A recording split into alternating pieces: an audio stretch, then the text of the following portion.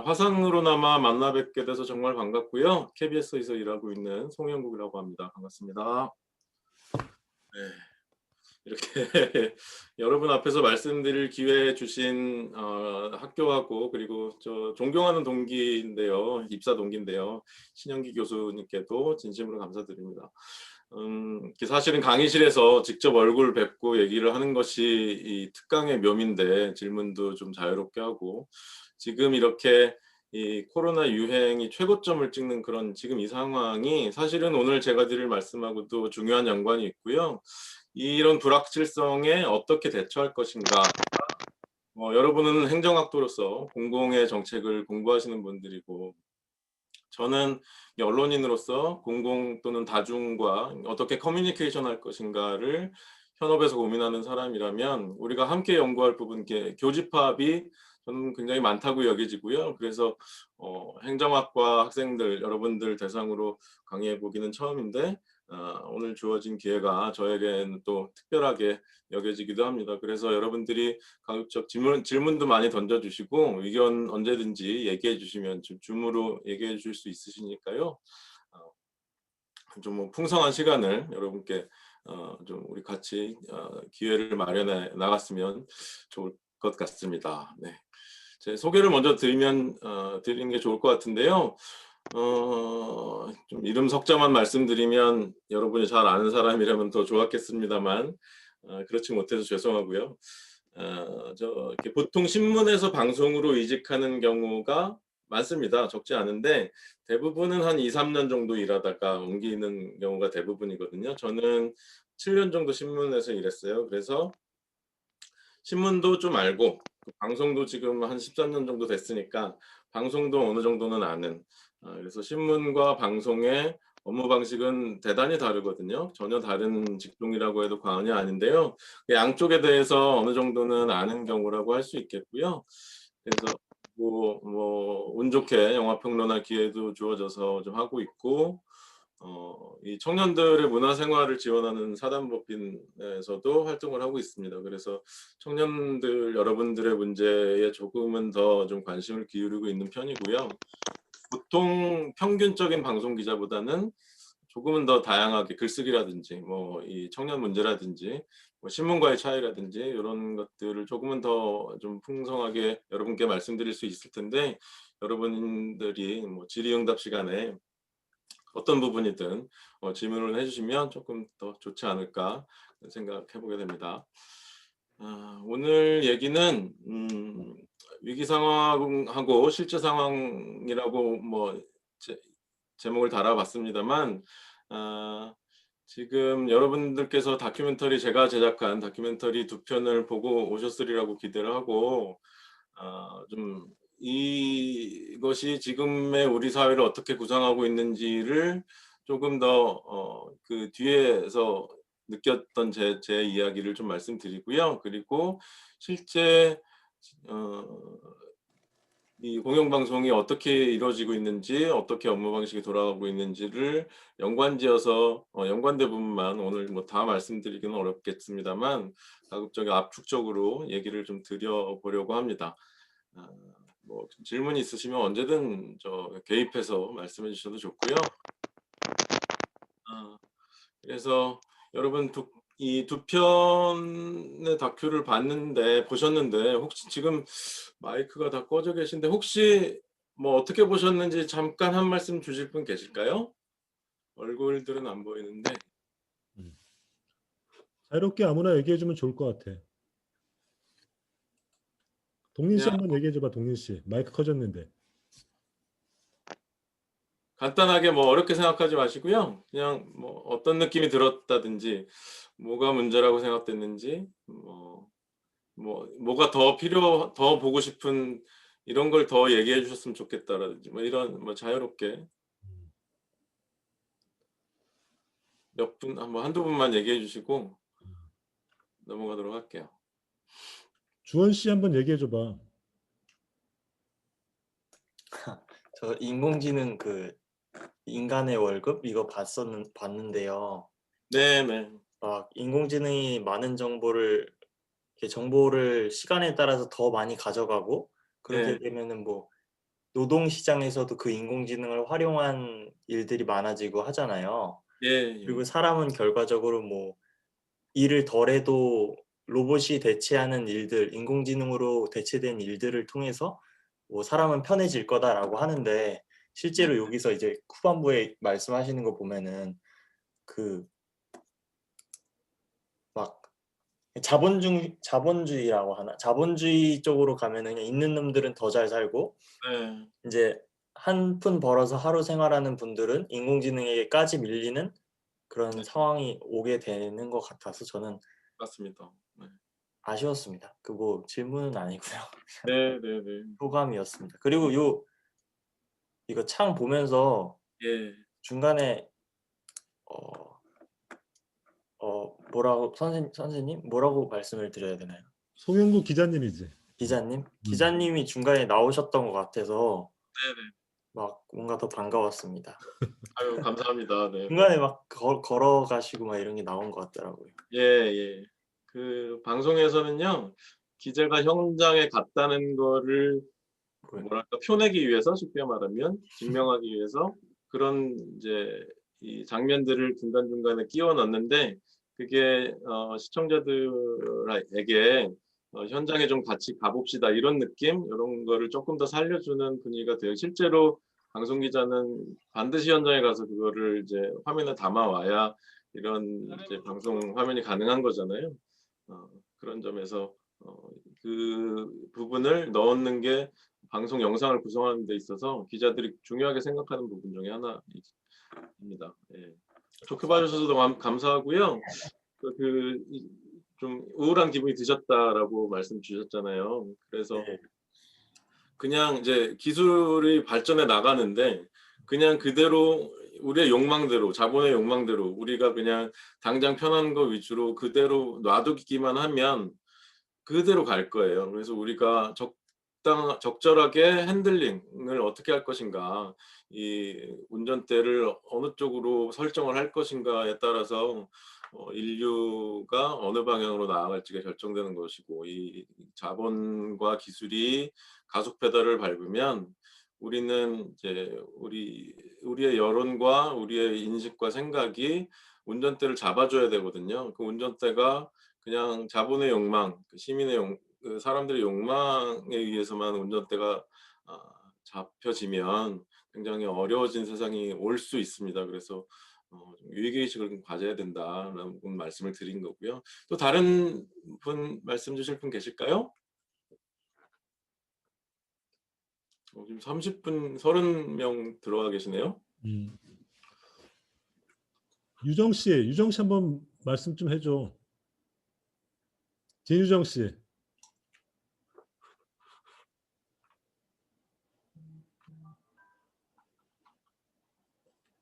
진유정 씨, 내 목소리 들린 거 다 알아.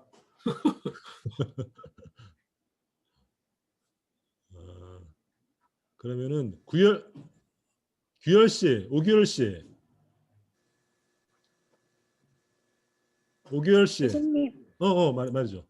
저 말해도 될까요? 연재 씨 말해줘, 연재 씨. 네, 저는 아까 그 생존의 길 얘기를 하려고 하는데요. 네, 네, 네. 제가 학생 또래일 때 되게 큰 이슈였던 게 저희 나라에서 세월호 사건이었거든요. 그 당시에 되게 우리나라는 왜 그래? 사회는 왜 이렇게 더러워? 라는 예, 생각을 많이 했었던 것 같아요. 예, 근데 이 다큐멘터리 막바지에 예, 어린 친구들이 되게 얘기를 하더라고요. 어른들이 정말 자기한테 나쁜 짓을 하고 있는 거라고. 근데 성인이 된 지금 이걸 보니까 되게 무력감도 많이 느껴지고 되게 막막하기도 한 것 같았어요. 그래서 도대체 저희가 할 수 있는 게 뭐가 있을지 그런 거에 대해서 좀 더 관심을 갖게 되는 것 같고 오늘 기자님의 관점에서 시선에서 어떤 식의 방향성을 잡아주실지 뭐 그런 얘기를 해주실지 좀 기대를 많이 하고 왔습니다. 예, 아유, 너무 감사합니다. 그 말씀하신 부분에 너무 동의가 되고요. 그래서 이제 뭐 저희 기성세대가 특히 그 부분에 책임감을 느끼고 살아가야 되는데 지금 혹시 제 말소리가 너무 약하신가요? 제가 지금 나름 마이크를 키워놓긴 했는데 지금은 어떤- 잘 들려요. 네, 지금 잘 들려요. 괜찮으세요? 예, 예, 예, 예. 그래서 원래 이 2050 생존의 길이 그 안에 그 제가 얘기하고자 하는 어떤 대안 쪽인 부분, 그래서 앞으로 어떡할래? 라는 부분에 대한 내용이 담기려다가 할 얘기가 너무 많이 넘쳐가지고 2부를 방송할 예정이에요. 2월 20일 방송 예정인데요. 그럼 이렇게 지금 위기고 문제인데 앞으로 어떻게 우리가 살아가야 되는가에 대한 부분이 2월 20일에 좀 담길 예정이고 준비를 하고 있습니다. 기대를 가져주시면 좋을 것 같고요. 물론 정답이 없죠. 정답이 없고 대단히 어려운 문제여서 우리가 지금 어느 누구도 겪어보지 못한 세상을 어른들도 살아가고 있는 거잖아요. 기성세대들도. 그런 부분에 있어서 같이 지혜를 모아가야 되는데 문제는 지금 세대에 따라서 자라온 환경에 따라서 겪은 기억이 집단 기억이 많이 달라요. 산업화 시대를 달리면서 살아온 지금 어떤 세대들하고 말씀하신 지금 말씀해주신 그 세월호라든지 뭐 여러 이 디지털 사회 변화라든지 이런 걸 겪어온 세대하고 이게 그냥 단순히 나이에서 오는 차이가 무조건 그렇게 이분법적으로 차이가 생기는 건 아닙니다만 자기가 겪어온 환경에 따라서 우리 뇌는 거기에 매몰돼서 작동하게 마련이거든요. 그래서 생각의 반경 같은 게 굉장히 달라서 왜냐하면 사회가 급변화를 하니까 그 급변한 속에서 어떤 세대는 전혀 다른 삶을 살아왔거든요. 그런 점에 있어서 생각의 반경이 다르다 보니까 그런데 우리가 누구도 겪어보지 못한 세상과 위기와 변화를 겪고 있는 와중이어서 여러 세대들, 여러 세력들, 여러 이해관계를 갖고 있는 사람들의 의견들이 모여야 되는데 그렇지 못하는 측면이 좀 있는 것 같습니다. 그런 부분들을 모아나가야 된다고 생각하고요. 저는 그래서 이 어마어마한 변화에 두 개의 조건이 보이는 것 같은데 한 축은 기술 발전에 따른 또 한 축은 오른쪽에 생태 위기에 따른 그런 이 조건이 보이는 것 같아요. 기술 섹터에서 수반되는 측면은 변화를 일으키는 충분 조건이 된다고 보고요.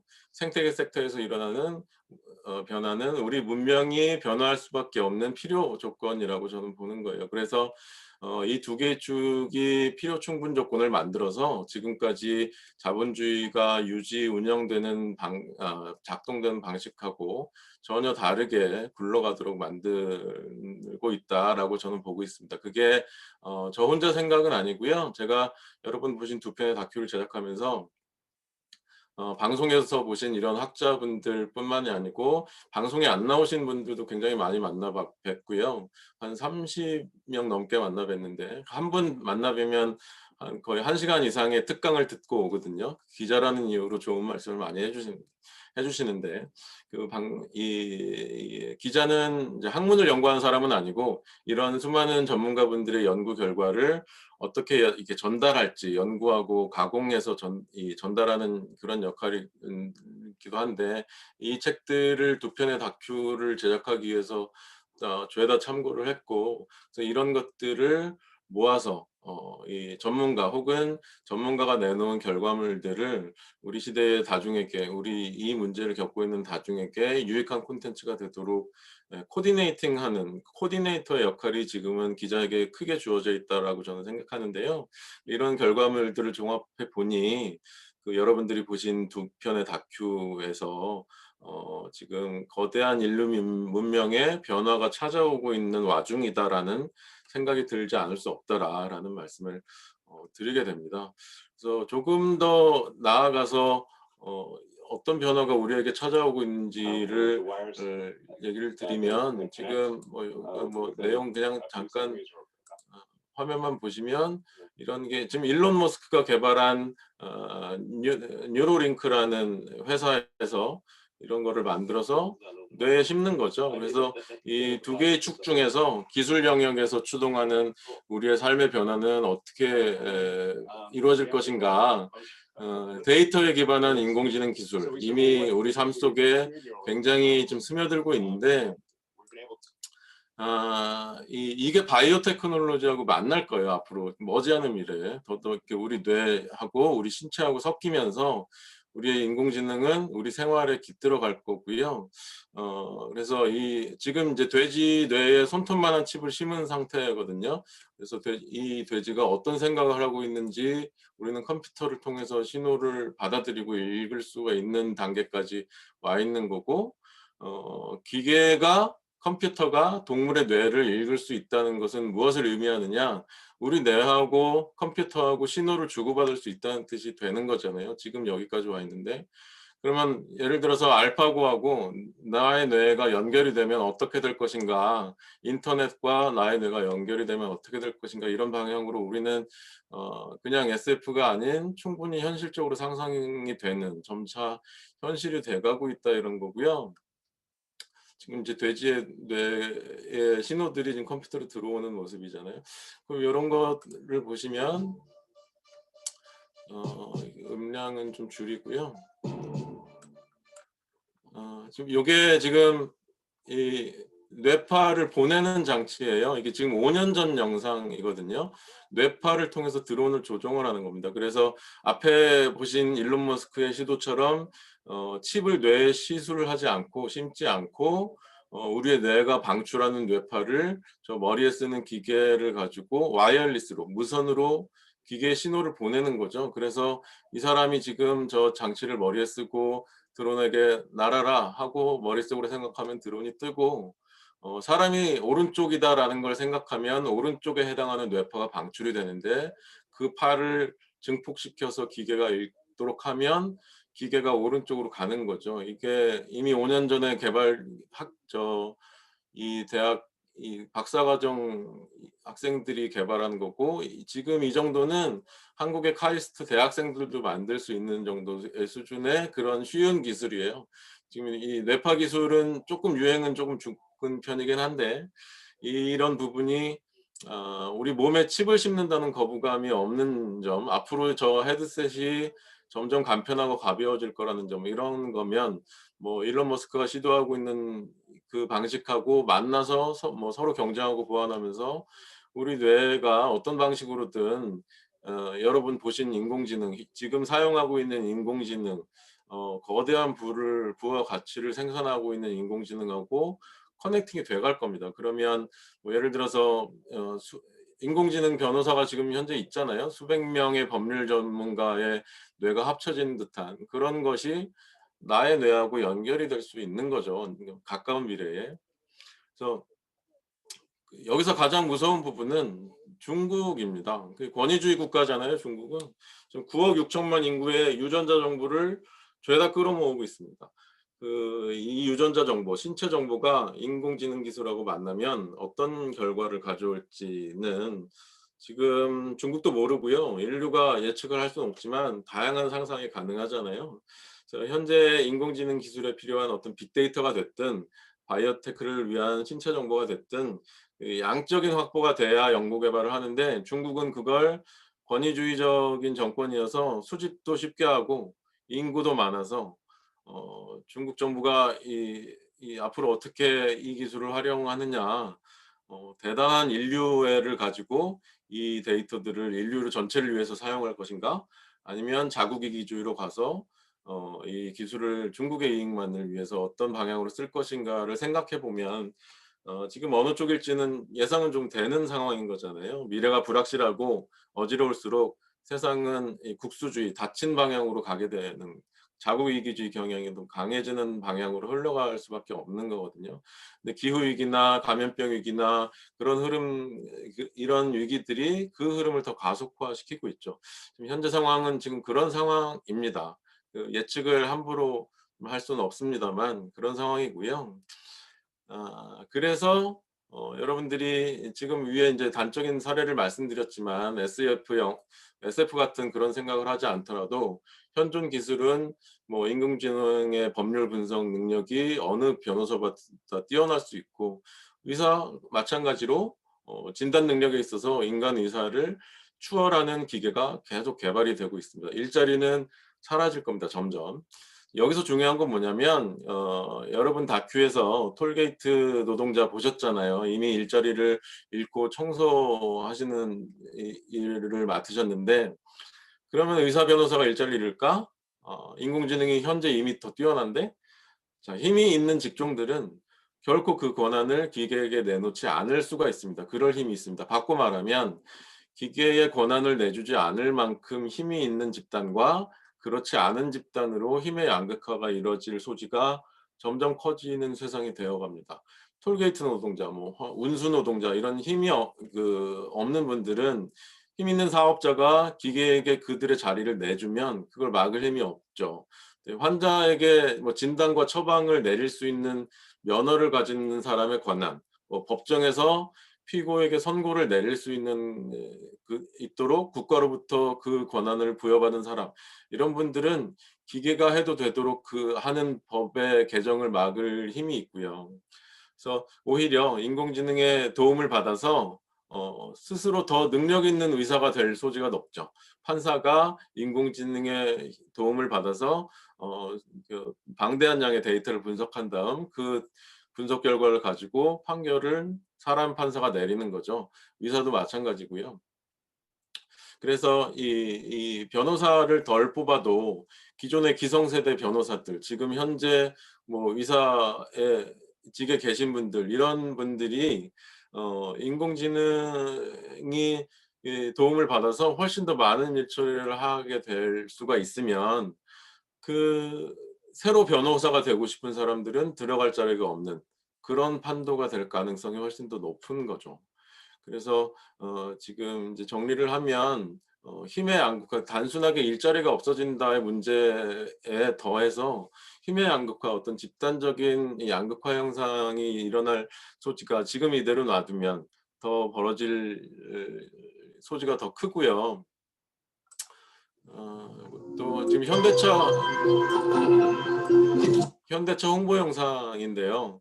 현대차도 제조업도 마찬가지죠. 지금 VR로 가상현실로 자동차를 조립하는 시대가 이미 돼가고 있습니다. 지금 이제 영상화로 이제 로봇처럼 이런 식으로 보여졌지만 제가 실제로 가보니까 이렇게 모니터 같은 게 있고요.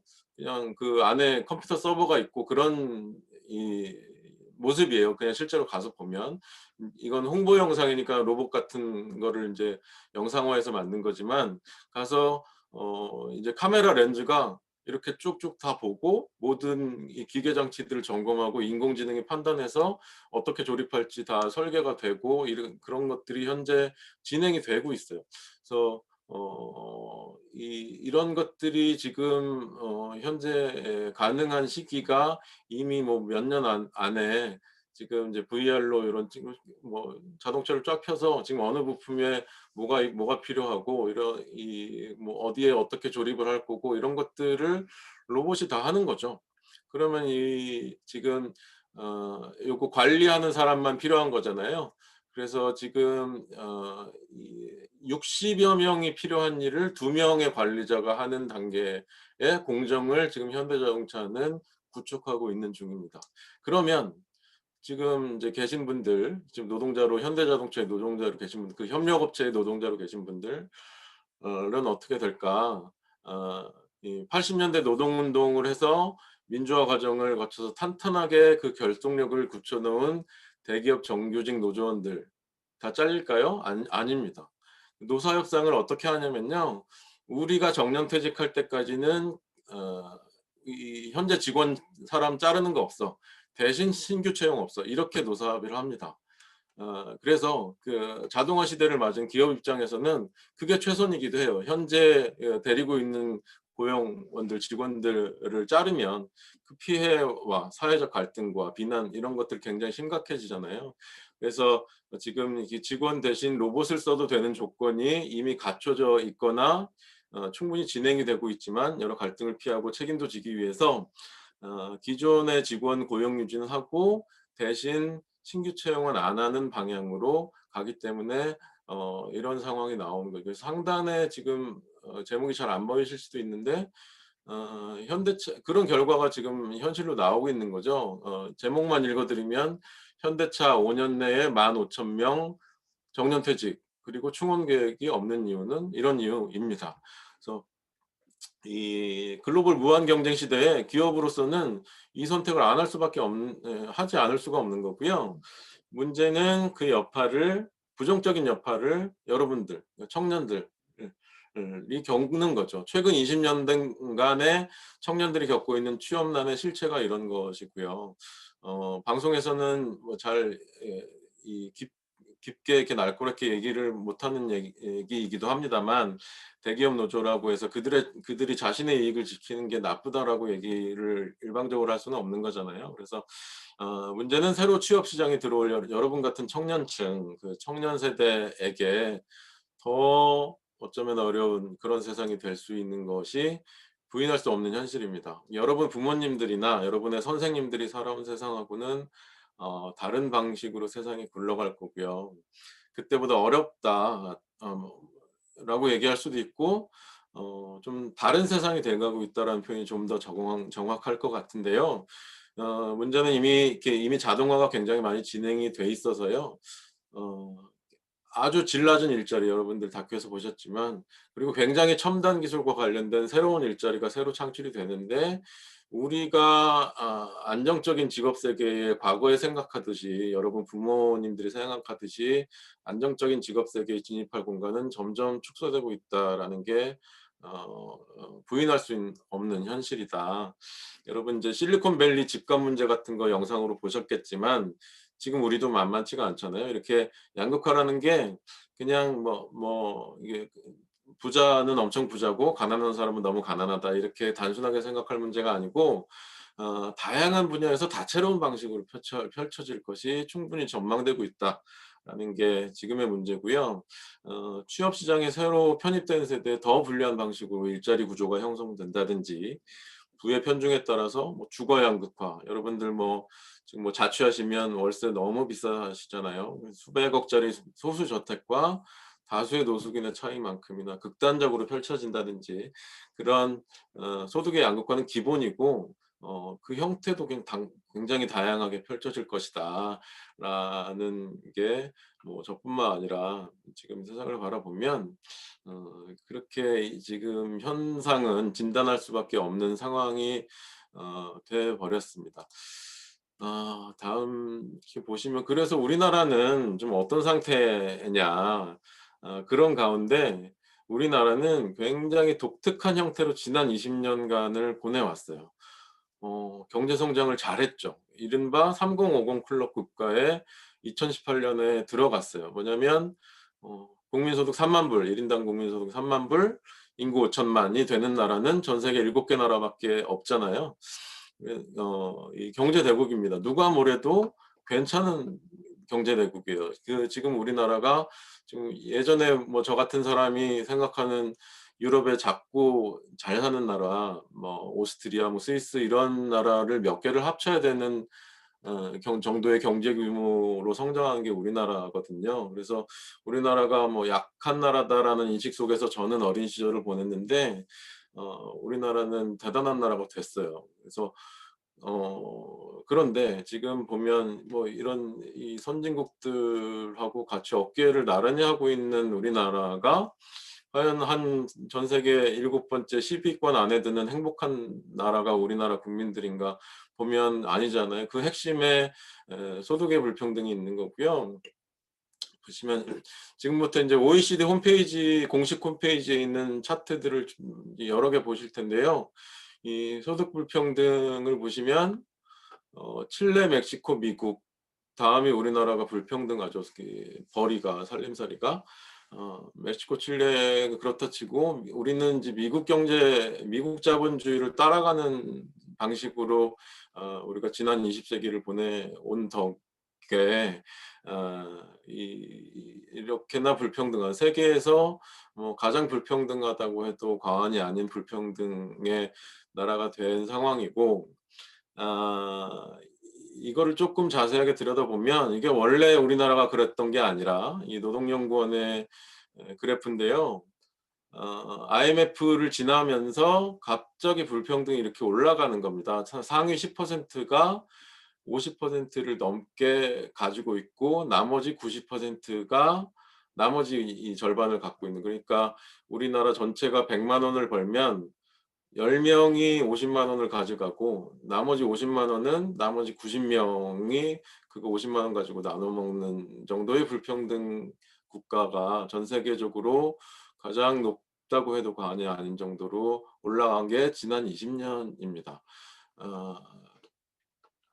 그 IMF 이후에 다큐에서 여러분 살짝 보셨지만 이 대기업 위주의 수출 주도 경제 국가로 성장하면서 자동화를 본격적으로 도입하고 산업 로봇이 세계 1, 2위를 다투는 수준으로 세계 최고 수준의 자동화 국가고, 그러는 사이에 고용이나 소득이 늘어나는 건 미미하고 그런 과정에서 불평등이 벌어지는 거고요. 우리나라가 좋은 것도 많이 있잖아요. 예를 들면 영아 사망률 같은 거 보면 우리나라 애를 건강한 괜찮은 시설에서 낳아서 지금 굉장히 낮은 수치죠. 지금 이제 10만 명 저기 그 1000명당 2명 정도밖에 죽지 않으니까요.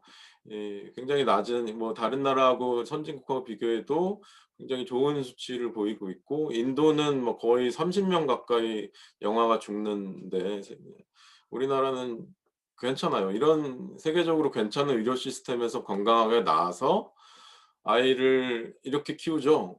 수학 실력 1등, 거의 이제 자편하고 코리아하고 1등, 2등이잖아요. 과학 실력도 마찬가지고요. 이 피사에서 이제 해마다 이 통계를 내는데 우리 학생들 공부 너무 잘하잖아요. 그런 나라에서 이 우리나라 청소년들이 공부를 이렇게 잘해서 행복한가 보면 OECD 국가 꼴찌죠. 여러분들 뭐 누구보다 잘 아시겠지만 입시 경쟁 속에서 수학을 저렇게 잘하는 속에서 이거는 이제 OECD의 통계가 없어서 이 연세대 연구팀이 OECD의 여러 지표들을 가지고 우리나라 청소년들 설문조사를 심층으로 해서 산출해낸 결과인데 OECD 국가 중 가장 최하위고, 뭐 여러분들 뭐 몸으로 겪으셨으니까 누구보다 잘 아실 거잖아요. 이 지표들을 보면 학업 스트레스가 가장 높고요. 우리나라 이 청소년들의. 그리고 놀 공간이 없다라는 게 뭐 OECD 꼴찌고 뭐 그런 것들이 나와요. 스트레스 요인으로 교우 관계 같은 것도 꼴찌로 나오는데, 그 교우 관계가 걱정이고 스트레스인 이유는 역시 입시 경쟁 때문이죠. 입시 경쟁 때문에 남보다 내가 잘해야 되니까 이런 것들 때문에 스트레스 지수가 쭉쭉 올라가는 현상들을 보이고 있습니다. 그렇게 자라난 우리들이 어떻게 대학을 가고 취업을 하느냐, 고용률을 보시면 우리나라가 좀 하위 쪽에 속해 있는데 많이 나쁘진 않거든요. 60% 후반대니까요. 지금 한 68% 정도 되는데 현재 문재인 정부에서 OECD 평균보다 조금 높은 편이고 굉장히 좋은 나라들하고 큰 차이가 안 나요. 그래서 고용률이 괜찮네 이것만 보면 라고 우리 정부도 홍보하고 있고, 지금 이제 일자리 많이 늘렸다고 뭐 발표도 하고 있고 한데, 여러분 취업 사정을 보시면 그렇지 않잖아요. 이게 왜 그런 걸까? 임시직 비율을 보셔야 됩니다. 임시직 비율이 거의 이제 OECD 꼴찌 쪽에 들어가 있는 거고요. 스페인, 칠레, 콜롬비아 다음으로 우리나라가 임시직 비율이 높은데, 요거는 이제 아르바이트라든지 뭐 이런 건 빼고 비정규직의 수치가 들어가 있는 건데, 이게 지금 비정규직이라는 개념 자체가 없는 나라가 많아요. 우리나라가 그냥 이제 다른 일 하면서 아르바이트 성격으로 일하는 게 임시직인 거지. 우리나라처럼 학업을 마치고 직업을 가지고 사회에 진출해야 되는데 비정규직으로 취업했다? 정규직이 아닌 그런 개념 자체가 없는 나라가 굉장히 유럽에 많고요. 우리나라는 그런 것들이 포함이 되다 보니까 임시직 비율이 이렇게나 많고 소득 불평등이 이렇게나 높아지는 거죠. 그래서 여러분 이제 보셨지만 그마저도 이 2008년, 2009년 이때 세계 금융위기 이후에 자동화는 더 확대되고 살기는 더 팍팍해지면서 비정규직은 정규직에 비해서 절반 정도의 임금 소득 수준에 못 미치고 그 전에는 그래도 그나마 60% 넘었었는데 네. 지금 54%, 53%를 왔다 갔다 하는 정도밖에 되지 않는 선에서 지금 이 사회가 유지되고 있고 점점 비정규직은 늘어나고 있고 그런 상황입니다. 그래서 아까 보셨지만 이 영아 사망률 보셨지만 이 암 사망률 같은 것도 우리나라 거의 세계 최고로 괜찮아요. 이 이 일본보다도 더 적고요. 우리나라의 괜찮은 의료 시스템으로 인해서 세계적으로 적은 편이고 건강 지수가 좋은 편이거든요. 이렇게 뭐 경제도 괜찮고 잘 돼 있는 부분이 있는데 그래서 우리 청년 앞에 인제 뭐 고용이나 이런 거 좀 봤는데 노인분들은 어느 정도로 행복한가? 빈곤율이 세계 최악입니다. 지금 이제 66세 이상만 따로 소팅을 한 차트인데요. 이게 좀 차이가 크잖아요. 특히 한국은 에스토니아, 라트비아가 보다 2-3위 국가들하고도 차이가 굉장히 많고요. 뭐 다른 좀 우리가 좀 괜찮다고 생각하는 나라들하고 비교해 보면 거의 2배 뭐 3배 이렇게 되는 거죠, 노인 빈곤율이. 이 노인이 가장 가난한 1 인당 GDP 3만 불의 나라라는 점 이것이 이렇게 왜 방치되고 있는가를 우리는 생각해 봐야 되는 거고요. 요거는 고립률인데 그러니까 이거는 이제 lack of social support라는 건 뭐냐면 이 노인이라든지 이 사회적 약자가 어떤 건강이라든지 뭐 기아라든지 빈곤이라든지 이렇게 어려움을 겪을 때 누가 찾아와서 도움을 줄 수 있는 정도를 살펴본 지수거든요.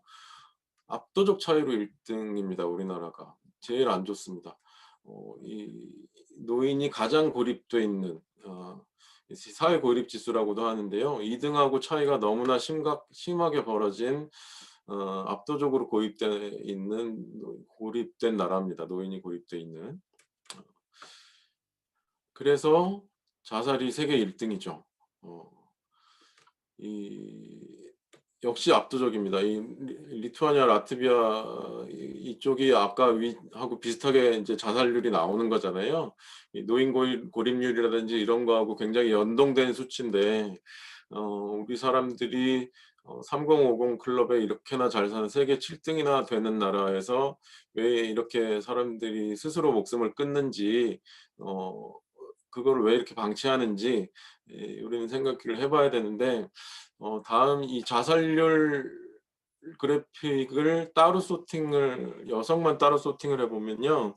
저는 이 막대 그래프 보고 눈물을 흘린 적은 이거 보고 처음이었는데 너무 이 차이가 심하잖아요. 여성 자살률은 웬만한 국가의 2 배고요.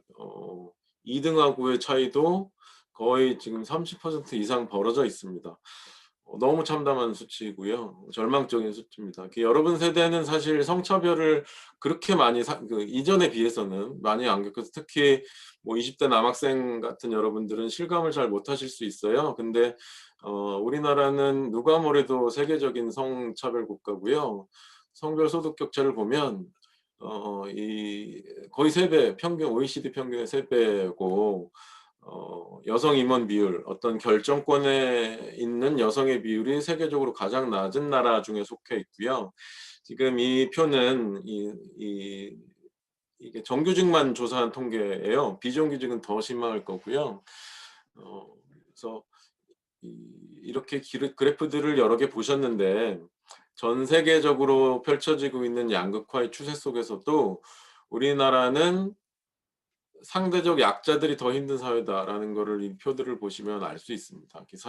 이 사회 중추 세력인 중장년층보다 노인이 더 어렵고 청년이 더 어렵고요. 남성보다 여성이 더 힘들고요.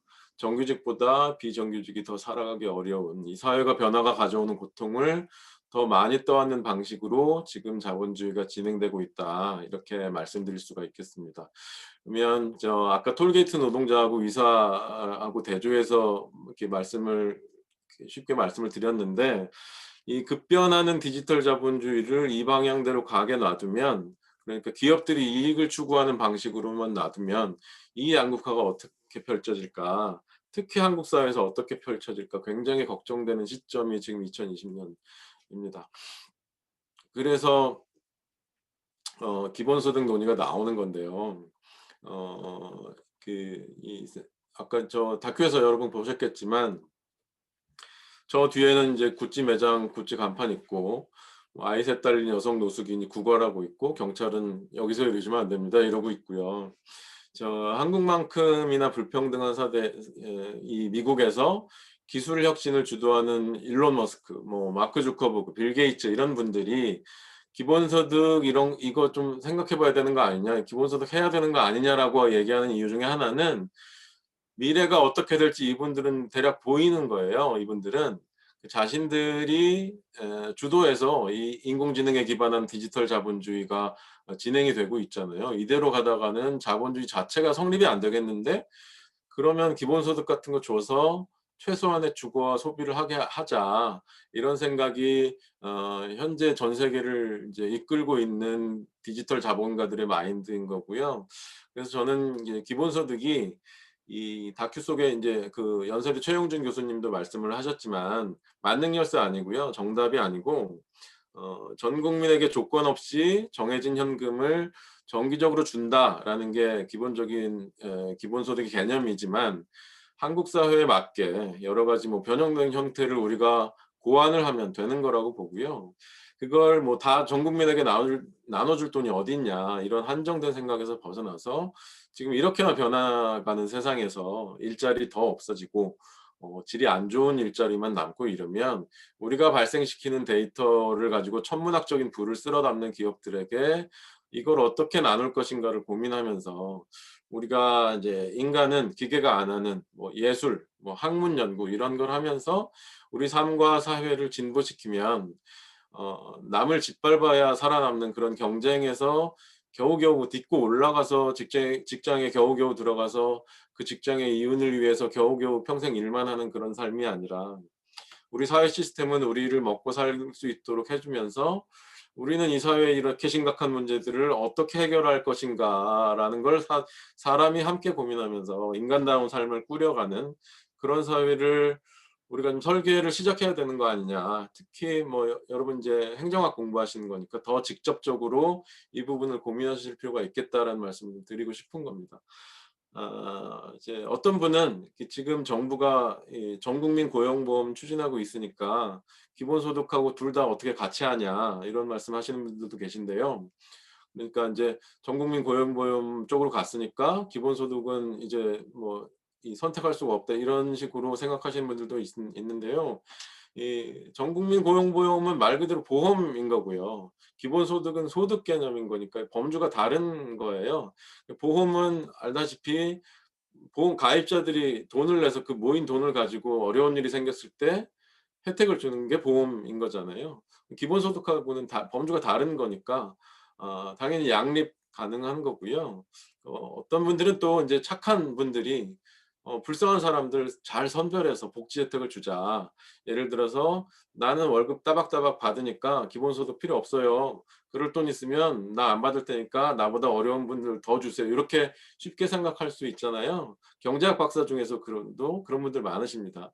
그래서 이게 쉬운 문제는 아닙니다만, 제가 볼 때는 미래에 이런 변화를 잘 내다보지는 못하는 견해다, 이렇게 생각이 드는 거고요. 지금 이 시대에 논의되는 기본소득은 사실 이 선별복지냐 보편복지냐 이런 기존의 이 양립된 논란하고도 범주가 좀 다른 것 같고요. 왜냐하면 우리가 생산하는 데이터나 그로 인해 생산되는 가치나 반대급부로 없어지는 일자리나 이 논의선상에서 나오는 논의이기 때문에, 그냥 단순한 이전의 복지 개념하고도 좀 다른 범주에서 생각할 문제인 것 같고요.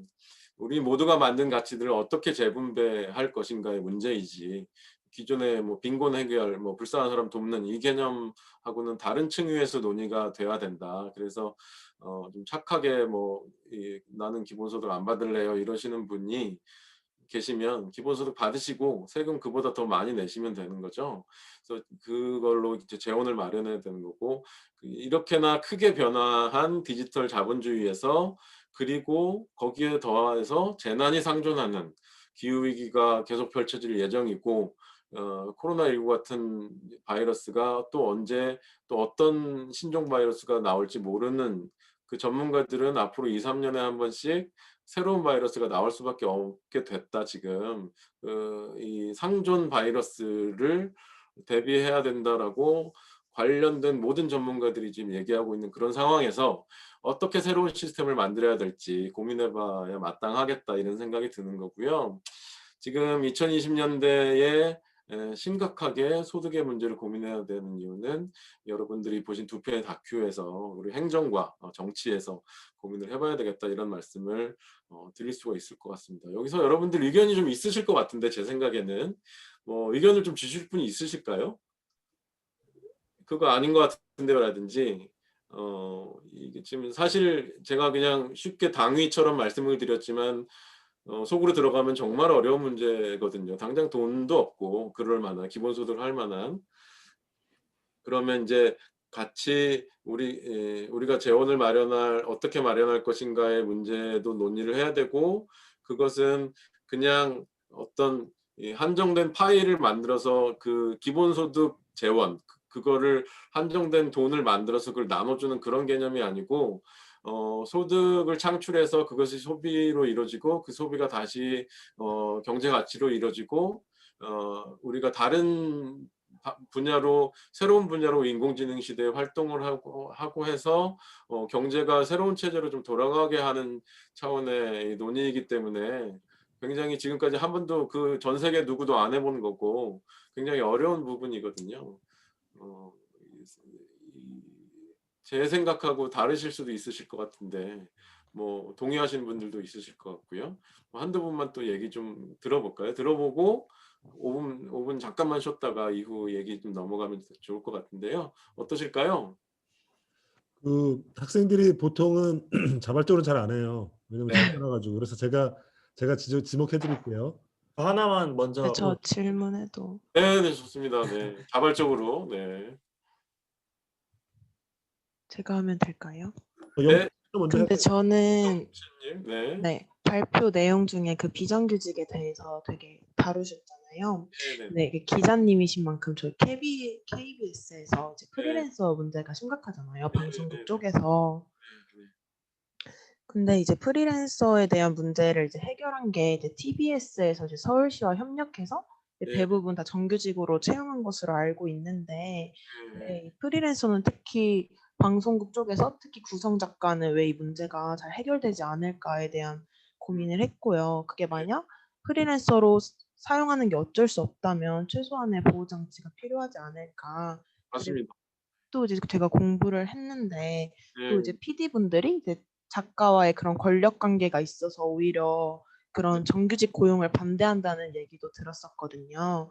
그래서 좀 그런 내부적인 그런 고민과 어떻게 진행되고 있는지가 궁금해요. 진행 잘 안 되고 있고요. 그냥 그렇게 이상적으로 생각을 하면 그분들 당연히 다 정규직으로 채용하면 좋겠으나 어 그럴 돈이 없는 거잖아요. 그러면 그 순차적으로 그 고용 유지도 해 주고 그런 식으로 나아가야 될 텐데, 기존의 한국 사회 전체하고 KBS 최근에 논란도 됐는데 그거하고 이제 축소판이라고 보시면 되는 거예요. 그래서 그 최근에 이제 저널리즘 제의에서 어 이 폐지를 논의하면서 그 프로그램 폐지가 되면 당연히 거기서 일하는 비정규직은 할 일이 없어지는 거잖아요. 그 대한민국 모든 사회가 다 지금 그런 상황인 거고요. 어떤 프로그램이 끝나면 그 프로그램을 맡았던 비정규직은 할 일이 없어지고 정규직은 그냥 계속 월급 받고 그런 세상이 지금 한국 사회인 거고요. 그래서 그거를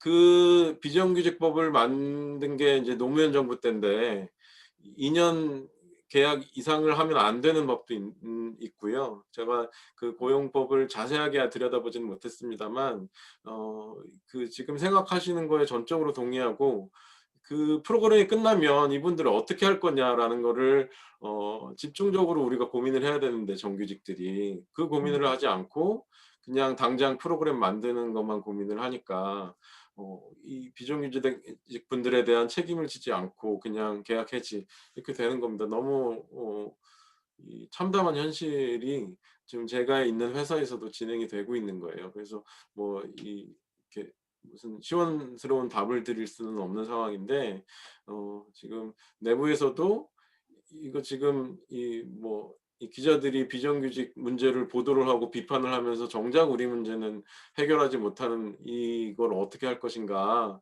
라는 부분에 대해서 치열한 토론이 벌어지고 있습니다만 쉽게 진척은 되지 못하고 있는 게 실정입니다. 예. 그 정도까지밖에 지금 말씀 못 드리는 게 죄송하네요. 네. 또 다른 분 계실까요? 저는 그냥 기본급여에 대해서 그냥 네네. 단순한 생각인데요.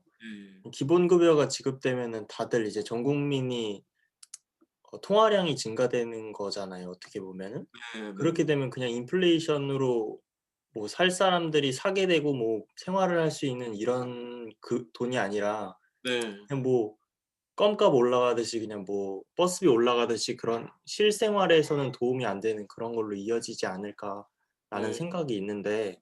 실제로 기본급여라는 것이 작동이 된다면은 그 좀 의도대로 돌아간다고 보시나요? 물가가 오르는 문제는 사실은 신영 교수님이 답을 주실지 모르겠는데 이 소득이 활성화된다고 해서 당장 물가가 오르는 거는 이렇게 많지 않고요. 다만 여러 가지 부작용도 생각해 볼 수 있습니다만 지금 같은 이 실업이 문제가 심각하고 소득이 양극화된 세상에서는 기본소득이 주어지면 그만큼 기본소득을 만약에 요만큼 받으면 그만큼 덜 불평등해지는 거잖아요. 그러니까 부자들은 이만큼을 가지고 있는 부자들은 이만큼 갖고 있는 부자들은 요만큼만 더해지는 거니까 그 부자들이 갖고 있는 거는 얼마 늘어나지 않지만 요만큼 밖에 갖고 있지 않은 분들은 요것만 더해도 그만큼 퍼센티지가 늘어나니까 불평등의 정도가 조금은 줄어들잖아요. 그게 전 국민에게 나눠주는 소득의 핵심 개념이라고 좀 보면 소비가 더 늘어나는 거는 이제 당연할 테고요. 이 현금이 늘어나니까 거기에 따르는 뭐 인플레이션이라든지 부작용은 전문가들이 정말 고민을 해가지고 저는 이제 개념을 말씀을 드리는 거고 고민을 해가지고 이 세부 정책을 실행할 때 어떤 부작용을 덜까 이거를 고민해서 시행에 들어가야 되는 문제에 해당하는 것 같아요.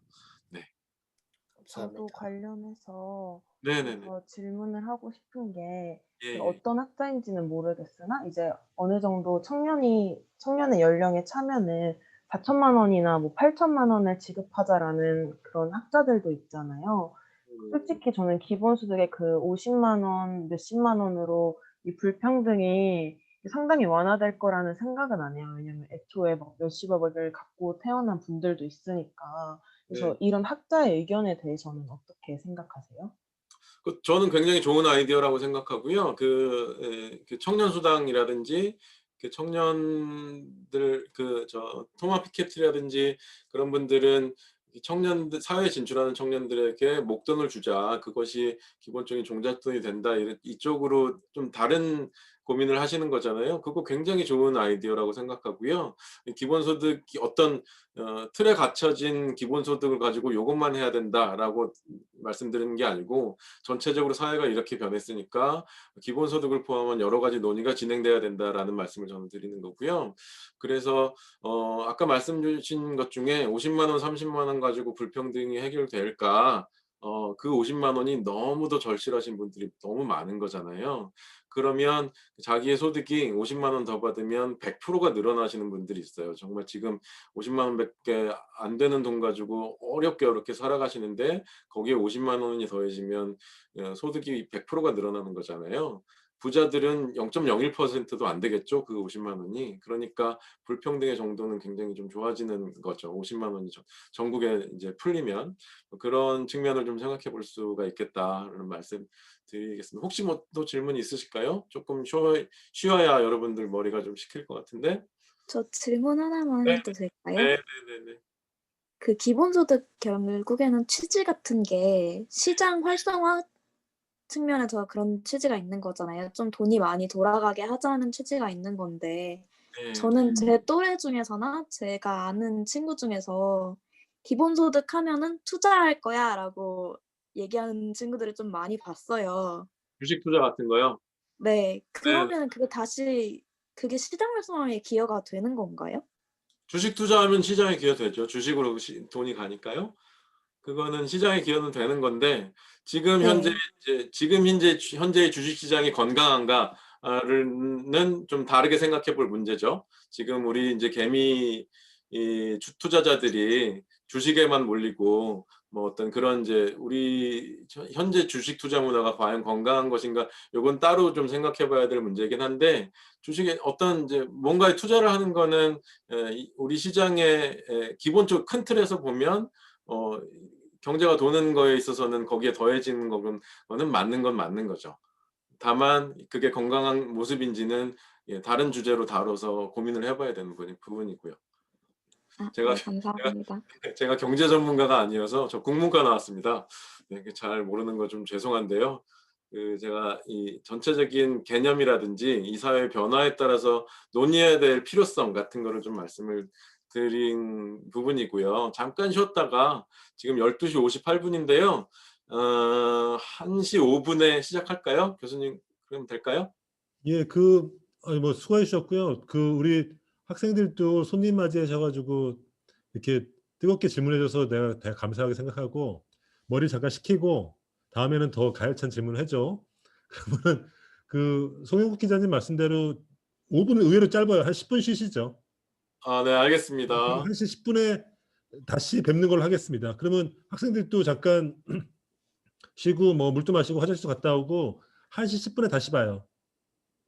네. 예, 좀 이따 봐요. 네. 감사합니다. 네.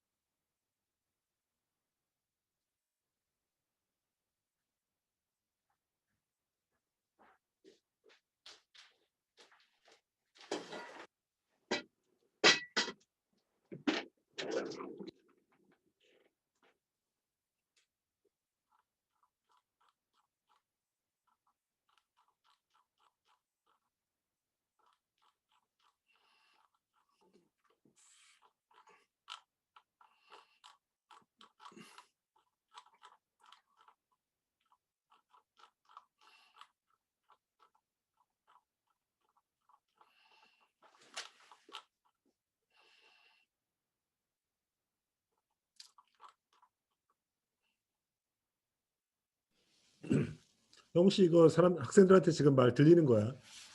네네네. 음. 제 발음은 괜찮아요. 제가 방송 기자인데 뭐 딕션이 당연히 좋지. 발음이 불분명한 편이어서 아니, 좋아, 아주 좋아. 네. 지금 할 얘기가 너무 많이 남아서 많지. 그러니까 이게 줌으로 해보니까 네, 오프라인에서 준비한 거에 반도 못 하더라고 이제. 이렇게 좀 줄이면서 다음에 해야 될 것 같아요. 질문 좀 더 받고. 학생들이 조금 질문을 의외로 조금 많이 해주네, 그지? 그러네요. 네. 훌륭합니다. 그러니까 굉장히 훌륭하네. 나도 뿌듯하네, 아주 굉장히. 네. 이게 뭐 논란이 많은 주제고 어려운 문제라서 근데 그 전문가시라 예, 교수님이 전문가인데 이게 참 아니야, 전혀 안 그렇고. 근데 나는 진짜 이 요즘 뭐 듣는 학생들도 있을 텐데 뭐 같이 이게 사실은 한국에서 이게 사실 논의된 유럽에서는 이제 오래전 얘기 한뭐 90년대부터 얘기 나왔지만은 공상적인 얘기로 많이 치부됐었잖아. 그렇죠. 그리고 한국에서는 한 2010년대부터 됐는데 사실은 KBS 기자면은 굉장히 이 메인스트림에 있는 사람이잖아. 네. 메인스트림에서 이런 얘기를 한다, 굉장히 급진적인 얘기를 한다는 게 난 굉장히 좀 신기한 것 같아. 이 메인스트림 안에서의 메인스트림들은 생각 이 뇌 사고 반경 자체가 굳어져 있어가지고 생각들을 너무 못 하시고 새로운 생각을 너무 못 하시고 왜냐면 기존에 그분들이 무조건 나쁘다는 게 아니라 이 기존에 살아온 방식대로 열심히 살아오면 뭔가 됐던 분들이잖아요. 그러다 보니까 이 새로운 얘기를 하면 이제 뭐 안 되는 이유들이 너무 많이 되돌아와요. 그런 게 많고요. 이런 내용도 유튜브에 나가요? 이런 내용 다 나가지. 네.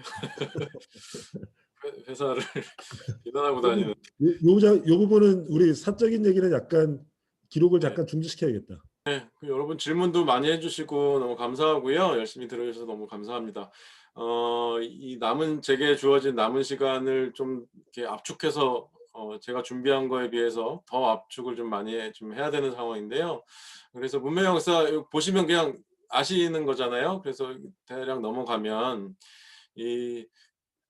그중에 농업혁명 부분만 간단히 좀 말씀을 드리면 지금 12,000년 정도 됐잖아요. 인류가 농업을 시작한 지. 그래서 이 총균쇠를 쓴 제레드 다이아몬드 같은 학자분들은 이 농업을 우리가 시작한 게 인류 역사의 가장 패착이었다 이렇게 얘기들도 하세요. 무슨 얘기냐면 뭐 수많은 논의가 있습니다만 어떤 땅을 이렇게 단일종으로 채워놨을 때 뭐 기존에는 우리는 먹을 게 많아졌다, 잉여 생산물이 생겼다 이렇게 이제 배웠잖아요 교과서에서. 여러분 다큐에서 이제 보셨지만 이거를 보시면 생각이 이제는 좀 달라져야죠. 바이러스가 먹잇감을 찾고 있습니다. 바이러스는 표면에 돌기를 갖고 있는데 이것이 숙주의 수용체 돌기와 맞아떨어지면 침투가 가능해지고 결국 감염됩니다.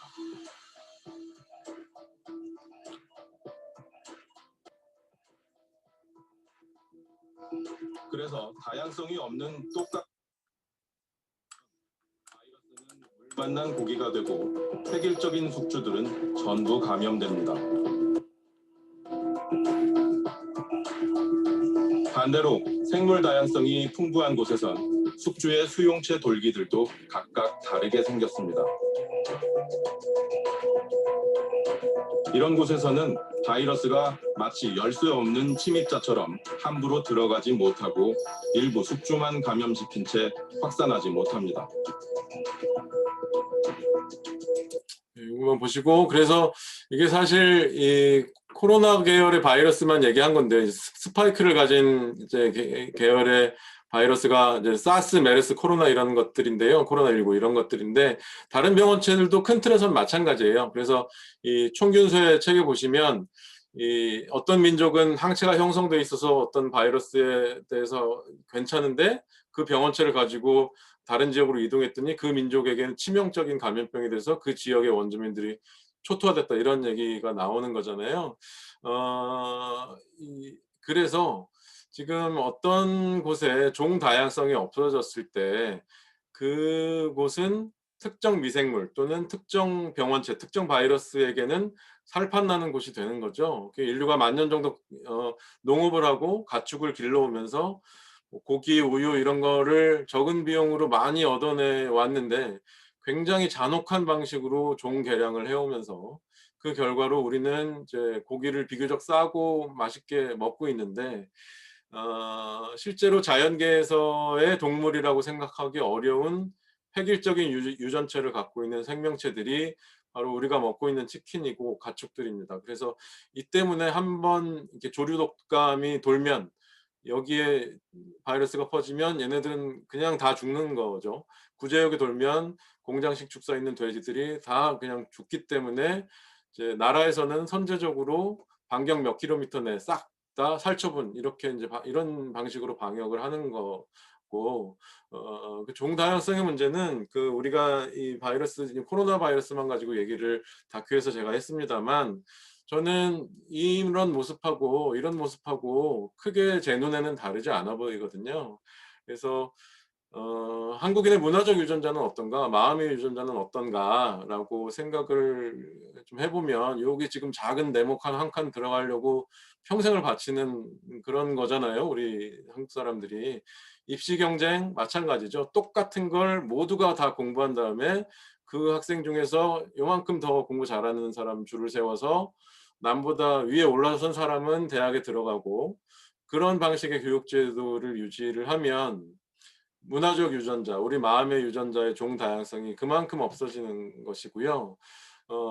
외부에서 이 정신적 바이러스가 침입했을 때 모두가 다 마음의 병이 드는, 그래서 세계 최고로 자살을 많이 하고 그런 구조를 갖게 되는 게 엄연한 우리의 현실이라고 보는 거고요, 저는. 그래서 이 1차 산업혁명, 2차 산업혁명 거치면서 인류가 여기 지금 1, 2차 산업혁명을 통틀어 산업화를 했다 이렇게 이제 말을 하는 거잖아요.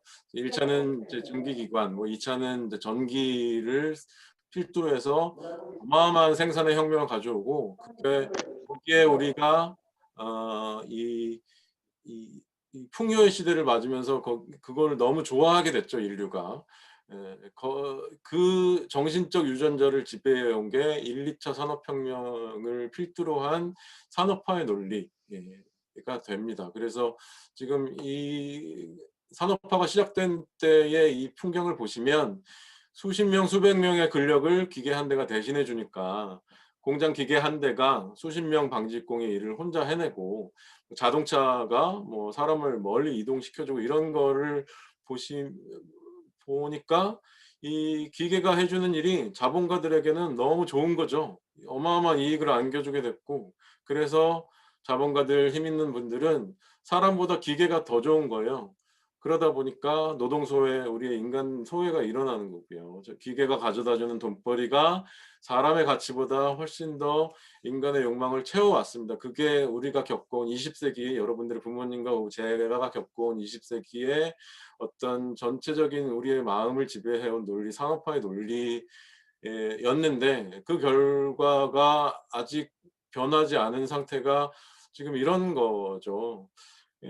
노동자가 기계에 끼어서 죽고 우리의 이제 근력을 수십 명의 근력을 대신해주는 기계에 노동자가 끼어서 죽고 건물에서 떨어져서 죽어도 회사의 경제성장, 산업발전 이런 게 우선시 되었던 20세기 산업화의 논리에서 벗어나지 못하고 지금 이미 21세기 하고도 20년이 지나서 정보화를 지나서 지능화 시대가 됐는데 산업화 논리가 여전히 하루에 3명씩 찌어 죽고 떨어져 죽게 만드는 그런 현실이 지금 엄연한 우리의 사회인 거고 중대재해 기업처벌법 만들자 해도 아직 안 되고 있는 게 지금 세계 7번째로 경제성장을 이룬 3050 클럽 대한민국의 모습입니다. 그래서 이 2050 생존의 길 다큐에서 여러분 보셨겠지만 이 산업화 논리 속에서 우리 인류가 이렇게 닮은 꼴의 수직 상승을 만들어 왔는데 그 결과가 이런 이제 여러 가지 기후 위기, 감염병 위기를 구성하는 실체이고 원인입니다. 그 기성세대가 여러분 같은 미래 세대에게 물려주게 될 결과물이어서 지금 마스크 열심히 쓰고 백신 빨리 만들어서 접종 받고 이거 물론 중요합니다만 그게 전부인 것처럼 우리 사회에 담론이 형성되면 굉장히 암울한 것이죠. 공영방송에서도 코로나 방역만 엄청 열심히 하고 이전으로 돌아가서 경제성장하자 이런 논리로 언론이 보도하는 걸 보이시면 여러분들이 꾸짖어 주셔야 되고요. 저도 안에서 열심히 싸우고 있고요. 지금 근데 정권을 쥐고 계신 분들이나 이 사회의 결정권을 갖고 계신 분들이나 중추 세력을 형성하고 있는 중장년층의 엘리트들은 그리고 공영방송의 결정권을 쥐고 계신 간부님들은 안타깝지만 산업화 논리에서 사고의 반경이 벗어나기 굉장히 어려워하세요. 제가 대화를 해보면. 그래서 그 결과가 앞에서 여러분이 보신 이런 기후위기 위기, 여성과 노인이 세계에서 가장 많이 자살하는 그런 위태로운 위기, 청년 여러분들이 일자리의 질적인 문제 이런 것들이 방치가 되고 법 통과가 안 되고 하고 있는 겁니다. 그래서 지금 우리는 여기 21세기 초반 4차 산업혁명이다라고 하는 시기에 와 있잖아요. 역사의 큰 수레바퀴가 이렇게 좀 굴러가는 대전환기의 와중에 우리가 살고 있는데 이 자동차를 예를 들어서 보시면 처음에 자동차가 처음 나왔을 때 이게 기차 한 대 값이었거든요. 자동차 한 대가. 그래서 이게 말이 되냐, 마차나 자전거를 대체할 수 없을 거다라고 했지만 이미 2차 산업혁명이 시동이 걸릴 시기여서 이 시대에 이미 자본의 욕망대로 세계가 굴러가기 시작한 시대가 됐고 이 자동차가 대량 생산에 들어가고 물론 우리를 편리하게 해준 점이 있지만 이게 승용차 한 대 무게가 1.5톤 정도 되거든요. 그러면 70kg짜리 인간 한두 명을 이동시키기 위해서 1.5톤의 철덩어리를 이동시키는 에너지와 화석연료를 사용하는 그래서 탄소를 배출하는 그런 이 산업의 방향 자체를 우리는 다른 관점으로 보기 시작해야 되는 시점이다 라는 것이고요. 그래서 아까 제가 여러분 보신 2050 생존의 길은 지금 정말 위기다라는 것만 말하고 그래서 앞으로 어떻게 할 거냐라는 얘기를 안 했는데 2월에 방송 예정인 2부에 뭐 이런 이제 어떻게 할 것인가라는 이야기가 조금 담겨 있는데요. 지금 그 맛배기로 미리 좀 보여드리는 거 좀 보시고요. 소리 괜찮으신가 모르겠네요.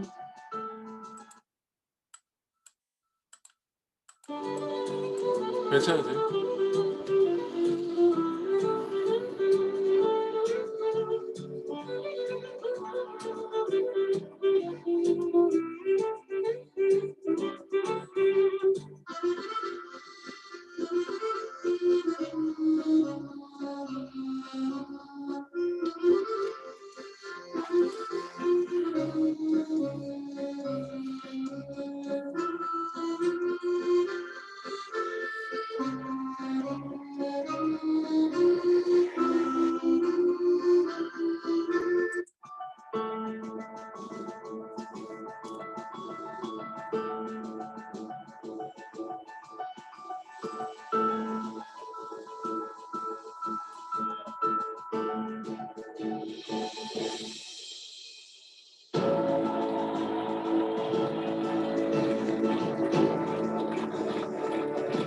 Vous avez choisi l'espoir, vous avez choisi le rassemblement, vous avez choisi un Paris qui respire, un Paris plus agréable à vivre, une ville plus solidaire qui ne laisse personne sur le bord du chemin.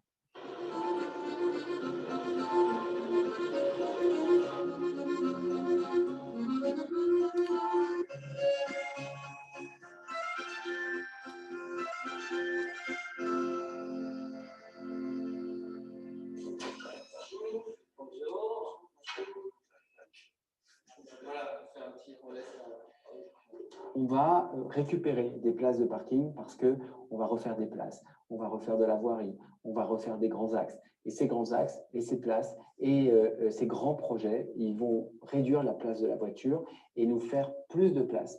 Plus de place, pourquoi? Pour faire des pistes cyclables. Et donc, il faut qu'on aille, mais par contre, il faut qu'on aille vers cette voie-là parce qu'on ne peut plus continuer à faire comme avant. Et de l'autre côté, elles sont à la fois sujettes au dérèglement climatique, mais elles en sont aussi l'une des causes, puisque les émissions de CO2, par rapport à tout ça, il faut changer. Et on ne peut plus penser la ville comme on la pensait il y a 15, 20 ou 30 ans. Il faut changer la manière dont on pense les villes. Mais si nous ne faisons pas, si nous attendons encore, si nous n'allons pas plus vite sur la question de l'atteinte de nos objectifs, alors c'est le climat qui va décider pour nous. Alors, ce sont les facteurs, ce qu'on appelle les facteurs exogènes, qui vont décider de notre destin. Donc, la question, en fait, j'ai envie de vous dire, je vais y répondre un petit peu avec un pas de côté. Tout le monde voit qu'il y a un sujet même lié à la question de la crise sanitaire et du coronavirus, où il y a plusieurs études qui montrent un lien entre la chute de la biodiversité et ce type d'épidémie. Donc, vous voyez, en fait, c'est évidemment le message qu'une ville sans voiture est possible, mais pas que, c'est aussi qu'une ville sans voiture est souhaitable. C'est-à-dire qu'en fait, en termes d'usage de l'espace public,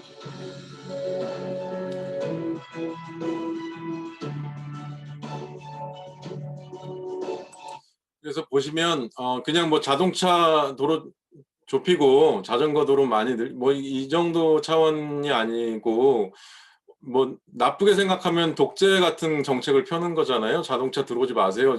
파리 시내에는 자동차 없어요. 거의 그쪽으로 가는 건데 선거에 나서면서 이런 공약을 내걸었고 시장이 중요한 건 제가 말씀드리고 싶은 건 이렇게 어마어마하게 교통 때문에 불편할 걸 알면서도 시민들은 이분에게 표를 줬다는 거죠. 우리가 이 위기 어떡하냐. 그냥 뭐 세상 너무 힘든데 그냥 나 많은 거 안 바르고 소확행할래. 작은 거에 행복 누리면서 그냥 뭐 맛집 가서 뭐 좋아할래. 이렇게 살면 결코 세상 안 바뀌고요. 지금 이제 산업화 논리에 젖어 계신 기성세대, 이 사회 중추 세력에게 이 세상을 맡기지 말고요. 그 제대로 된 공약을 내놓는 후보에게 표를 던지고요. 그 후보가 그냥 이런 공약을 그냥 내놓는 게 아니잖아요. 청년들에게 우리 청년들에게는 이런 문제가 있어요. 이걸 해결하는 공약을 만드세요. 그러면 찍어드릴게.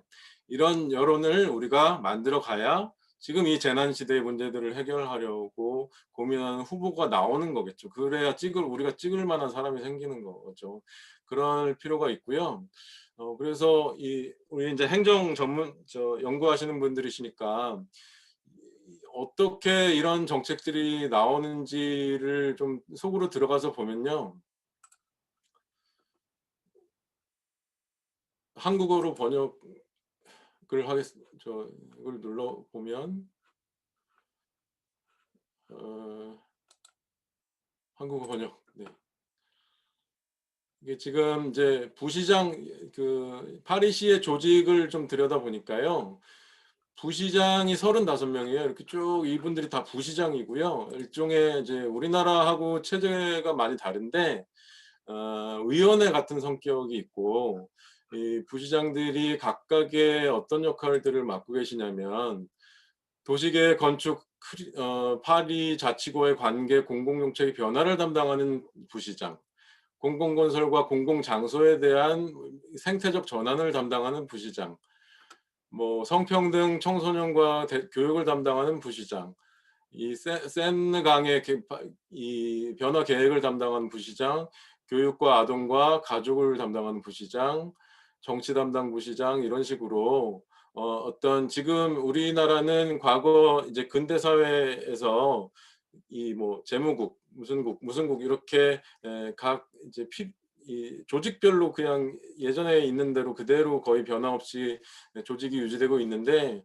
여러분 행정을 연구를 하시니까 이런 우리의 필요, 우리의 이상을 가지고 우리가 나아가야 할 방향을 가지고 연대 불평등에 맞서서 싸우는 부시장 이런 식으로 조직이 형성이 돼 있는 거죠. 그래서 이런 조직하고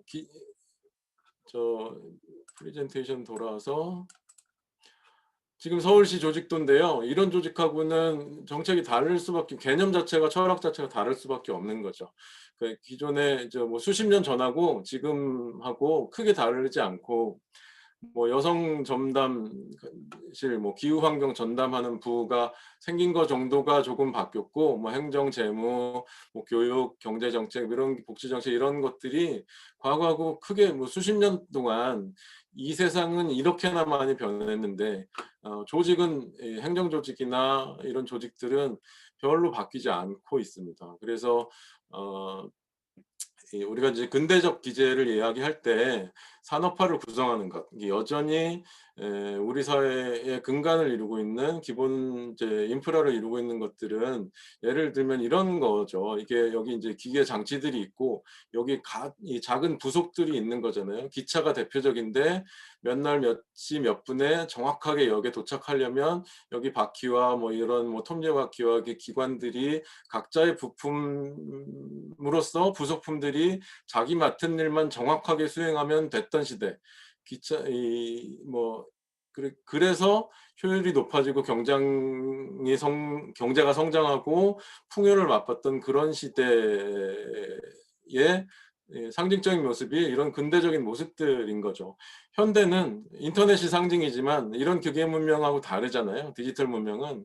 그럼 이렇게 물리적인 장치들로 구성되어 있는 게 아니고 비트의 세계, 디지털 101010 이런 디지털 정보들이 막대한 정보와 그에 따른 권력과 돈을 실어 나르는 이런 정교한 기계 장치들하고 다르게 굉장히 유동적인 이 세상인 거잖아요. 그래서 지그문트 바우만 같은 이 성각자는 리퀴드 모더니티, 즉 이제 유동하는 세상, 뭐 액체 같은 세상, 이렇게 현대 사회의 특성을 이미 이제 수십 년 전에 규정하기도 했는데, 그래서 앞서 보신 그런 파리시의 조직하고 서울시 조직을 비교해 보시면 어느 쪽이 근대에 더 가까운지, 어느 쪽이 더 현대적인지 비교가 되시는 거고요. 지금 시간이 없어서 지금 KBS 이 내부를 보시면 이런 거하고 이 철학적으로 비슷한 거예요. 이 지금 이 보도국의 이제 한국의 공영방송의 언론 체계라는 거는 정치부, 통일외교부, 사회부, 경제부 이런 식으로 출입처 위주로 지금 돼 있거든요.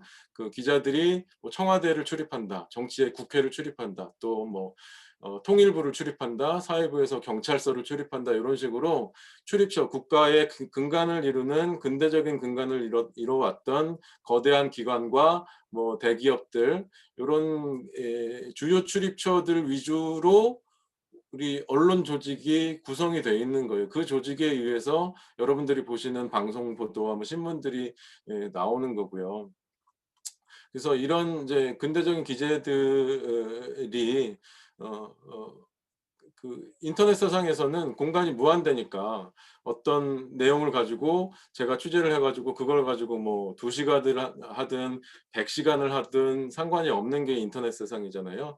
내가 유튜버다 그러면 어떤 주제를 다루든 그건 나의 자유이고 다원주의로 가는 세상인 거잖아요. 지상파는 다만 이제 공공의 영역이니까 다수 대중이 필요로 하는 걸 찾아서 이제 한정된 주제를 가지고 방송을 하려고 노력을 보편적인 주제를 가지고 노력을 해야 되는 건 당연한 우리의 이 KBS 공영방송의 임무이긴 합니다만, 그 노력을 하는 와중에 어떤 획일성, 근대적인 모습에서 벗어나지 못하는 모습, 이런 것들이 계속 유지되고 있는 거는 또한 사실입니다. 그래서 이렇게 누구나 자기가 원하는 콘텐츠를 수백만 개 중에 하나를 골라볼 수 있는 시대에 근대적인 이런 기재가 유지되는 것이 어떤 의미가 있을까 생각을 해봐야 되는 문제인데, 아직까지는 누구나 접근할 수 있는 공공성이 높은 콘텐츠를 공영방송은 전파가 됐든 뭐 인터넷이 됐든 매스미디어가 그런 것들을 제공을 해줘야 된다.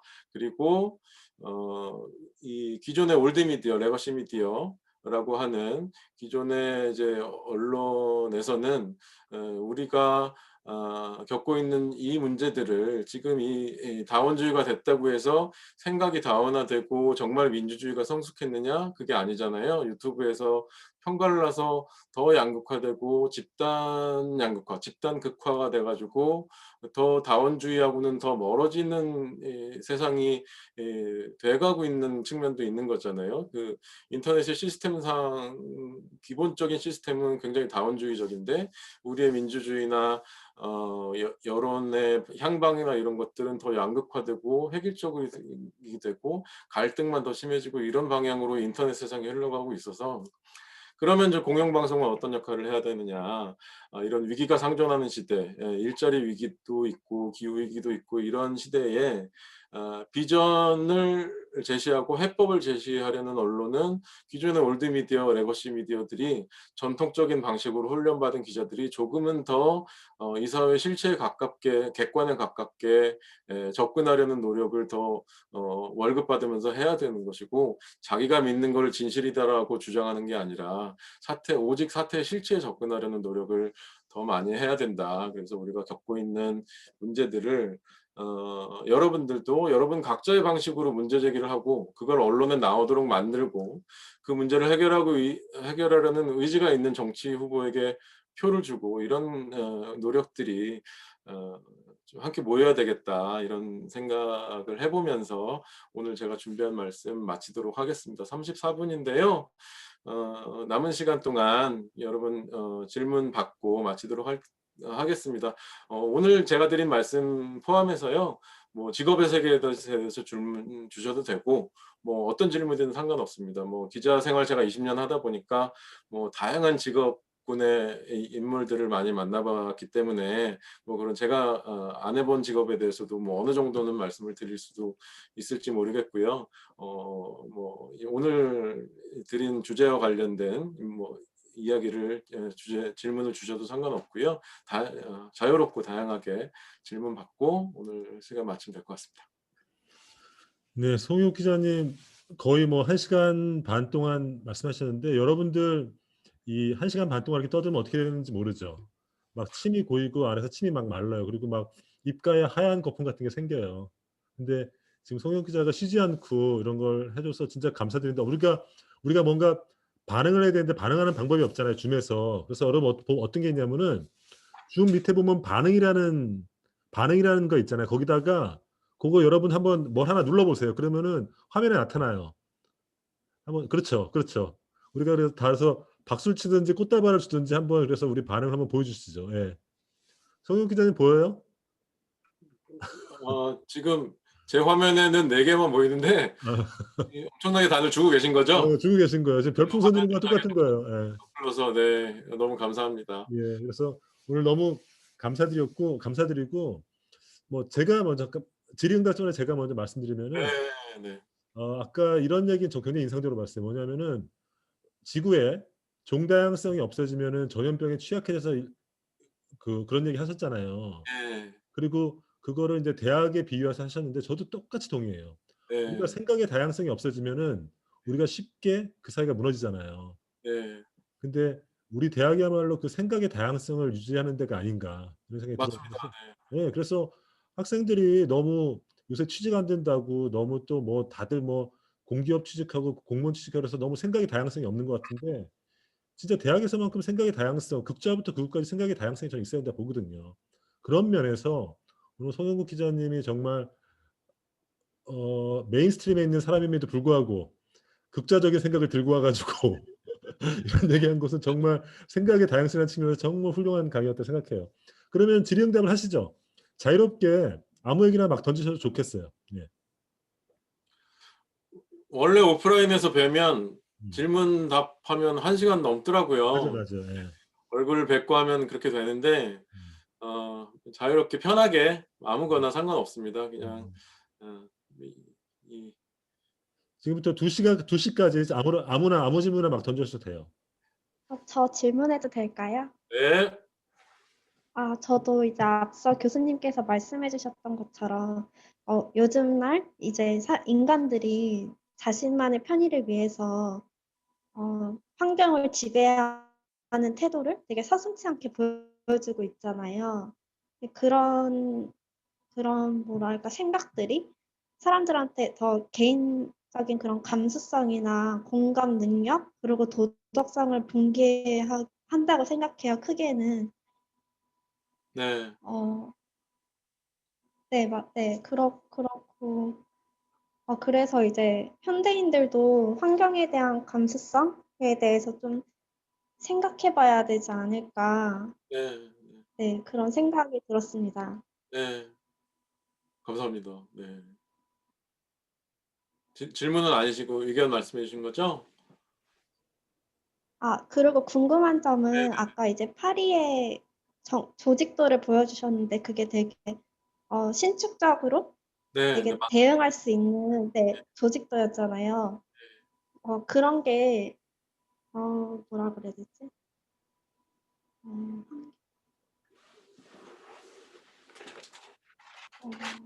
그런 것도 뭔가 약간 신축적으로 대응할 수 있다. 그게 핵심인 것 같아요. 그 조직에. 네, 그래서 뭔가 파리에서도 환경에 대해서 되게 신경을 쓰고 있는데 그렇게 공동체 생태계를 생각할 수 있는 그런 모습들이 결국에는 그 나라의 정치적인 면에서까지 보여지는 것 같았어요. 네. 개인적인 생각으로는. 네, 맞습니다. 네. 질문해도 될까요? 실제로는 연관이 없죠. 네? 어떤 연관 말씀이시죠? 그러니까 막 이제 파리에서는 환경에 대해서 또 예. 생각하고 그런 생태계에 대한 교육도 되게 중요하게 여기고 있는데 혹시 그런 생각들이 조직에 그렇게 신축적으로 조직화되는 거에까지 영향을 미치는지? 그러니까 이제 이 조직의 모습과 조직을 어떻게 구성하고 있는가 하고 그것이 어떻게 현실로 이루어지느냐 하고는 대단히 중요한 문제인 거예요. 그래서 공영방송을 예를 들어서 말씀드리면 이렇게 지금 출입처 위주로 기자들이 거기에 가서 하고 있는 거잖아요. 지금 주요 공공기관, 뭐 정부기관, 대기업 뭐 이런 식으로 출입처에서 나오는 정보들 위주로 우리가 취재를 해서 보도를 하고 있는 건데 지금 이렇게 변화한 사회에서 문제들이 어떤 것인가를 귀 기울여서 보도를 하면 다른 종류의 보도들이 더 많이 비중이 나와야 되거든요. 근데 기존에 수십 년 전에 이루어져 있던 출입처 위주의 조직에 의해서 거기에서 기자들이 열심히 일을 하니까 그 결과물들이 출입처 위주의 결과물들의 보도물을 여러분들 보시는 거고 행정조직 같은 건 마찬가지라고 저는 생각을 하는 거고요. 그래서 생태와 연대를 위한 부시장이 계시면 기존에 여러분들이 알고 있던 시청 조직하고 너무나 다른 결과물들이 거기서 나오는 거잖아요. 그래서 조직하고 우리가 그래서 이제 이상을 현실로 이제 옮기기 위해서는 조직의 문제가 너무나 중요하다라고 생각을 하고요. 그런 점에서 행정학을 연구하시는 분들의 역할이 지금 시대에 더 저는 중요한 것 같아요. 네, 답변 감사합니다. 감사합니다. 제가 질문 한번 해봐도 될까요? 네. 저는 진로 쪽으로 여쭙고 싶은 게 네. 있는데요. 네. 그 뭐 아까 맨 처음에 현대자동차 얘기하면서 뭐 노조하고 이런 그 사내적인 내부적인 갈등 등으로 인해서 뭐 폭이 좁아지고 있는 게 현실이라고 말씀하셨잖아요. 예. 실제로 인공지능이 뭐 증권시장 같은 경우에서는 뭐 반복되는 기사를 작성한다든지 이런 게 있는데 현재 그 언론이나 미디어, 뉴스 이런 콘텐츠 제작자의 전망은 어떻게 보세요? 인공지능이 이쪽 미디어 업계요. 네네. 저는 아까 저 의사를 예를 들어서 그 이제 인공지능이 의사보다 이미 뛰어나졌는데 그 진단을 내릴 권한은 사람 의사가 갖고 있는 거잖아요. 그렇죠. 네, 그런 점에서 기존에 지금 기자가 돼 있는 사람들의 권한이 뺏기지는 않을 것 같아요. 제 그냥 개인적인 생각인데요. 뭐 미래를 예측하는 건 정말 함부로 할 수 있는 건 아니고 뭐 10년 뒤에 이럴 것이다라고 말을 좀 이렇게 단적으로 말씀하시는 분은 좀 의심해 볼 필요가 있거든요. 그래서 미래는 정말 모르는 건데 저는 이제 기존의 권리를 갖고 있는 사람들이 그거를 뺏기는 건 그 집단의 어떤 힘하고 연관이 깊은데 제가 인공지능에 의해서 직업을 잃을 것이다라고 생각이 안 되는 몇 가지 이유들이 있는 것 같아요. 그 권한을 뺏길 만한 정도의 힘이 있는가? 뭐 이런 거를 각각의 이제 직종별로 생각을 해봐야 되는데 미디어 업계에 있어서는 아까 저 질문 주셨듯이 비정규직 문제가 훨씬 더 심각하고요. 정규직들은 그냥 월급 받으면서 이제 살아가는 앞으로는 그냥 단신 같은 것들은 인공지능이 할 거기 때문에 아직까지 도입은 안 됐는데요. 많은 부분들을 기계가 대체할 수 있는 것이 가능해졌기 때문에 좀 어느 정도는 그 신규 채용이 더 적을 그 소지는 있습니다만 기자는 중요한 역할이 뭐냐면 사람을 가서 만나는 거거든요. 어떤 전문가를 만나든 뭐 노숙인을 만나든 만나서 무슨 문제세요? 어떤 결과물을 가지세요? 이렇게 사람을 가서 만나서 그거를 기자라는 필터를 거쳐서 이제 대중에게 내보내는 거기 때문에 그 사람을 만나는 거를 하기에는 좀 그 인공지능이나 기계가 대체하는 문제는 좀 많이 먼 문제예요. 그래서 그거는 좀 당장의 어떤 대체되는 인력하고는 조금 거리가 있다. 이렇게 저는 생각하고 있습니다. 그러면 조금만 더 나가서 조금 이거는 어떻게 보면 이 수업 자체가 3, 4학년들이 많은데 그러면 신규 채용이 줄어드는 상황임에도 불구하고 그러한 문턱을 넘기 위해서는 네. 기자님이 보실 때는 뭐 기자라든지 미디어 콘텐츠 산업 분야에 종사하려면 어떠한 역량이나 어떠한 게 필요하다고 생각하시는지 그냥 이건 첨언 같은? 네. 이 콘텐츠 제작 쪽하고 네. 기자 쪽하고 조금 다른데요. 기자는 일단 취재를 해야 되는 직업이니까 사람들을 만나서 의사소통을 잘하는 능력 이런 쪽이 조금 더 많고 콘텐츠 제작하는 쪽은 창의성 이런 쪽이 조금 더 비중이 큰데요. 이제 좀 큰 틀에서 말씀을 드리면 저는 글쓰기 능력이 굉장히 중요하다. 앞으로는 더 중요하다 그렇게 생각을 합니다.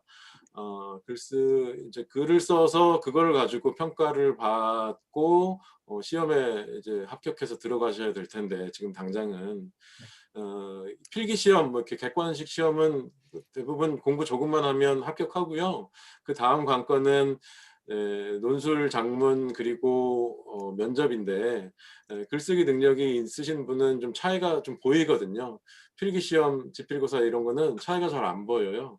그런데 우리가 이 인공지능 시대에 자기의 생각을 조리 있게 풀어내놓고 이런 능력은 좀 갖고 계신 분들이 시험 답안을 받아보면 좀 변별력이 보이거든요. 그래서 그거를 잘하려면 독서하셔야 됩니다. 독서는 제가 오늘 드린 말씀이 다 조금 틀릴 수 있다고 하더라도 독서는 정답입니다. 책을 많이 읽으시면 우리 뇌가 생각의 연결망이 굉장히 풍성해지면서 글쓰기를 잘하게 되고 생각의 성숙함이 커지게 되고 거의 제가 생각하는 거의 유일한 방법은 독서라고 저는 생각해요. 그래서 다양한 분야의 책을 읽어 주시면 글쓰기 어려워하시는 분들 굉장히 많은데 일단 남이 잘 써놓은 글들을 많이 보시는 게 출발이거든요. 지금 만약에 4학년이시면 이게 당장 뭐 취업해야 되는데 어렵겠네 이런 생각 안 하셔도 되고요. 책은 많이 읽으면 지금 당장 읽으시면 읽으실수록 이 생각의 연결망이 풍성해지는 것이기 때문에 지금 바로 하시라. 지금 만약에 독서가 습관화가 만약에 안 되계시면 되계시면 더욱 좋고요. 안 되계시면 지금 바로 독서를 시작하시라. 저는 그렇게 말씀을 드립니다. 그랬을 때 우리의 지금 이렇게 위험한 문제들이 새로 생겨나고 이전에 겪어보지 않은 문제들이 속출하는 이 시대에 이 문제를 어떻게 해결할까? 결국은 우리가 의사소통하는 능력이거든요. 그거는 이제 여러분들이 사회에 진출할 때는 글쓰기 능력으로 많이 평가를 받으실 거예요. 특히 미디어나 뭐 이제 언론이나 이런 쪽은 특히 더 그렇고요. 그쪽을 좀 많이 생각을 좀 해주시면 좋을 것 같습니다. 감사합니다. 책부터 읽겠습니다.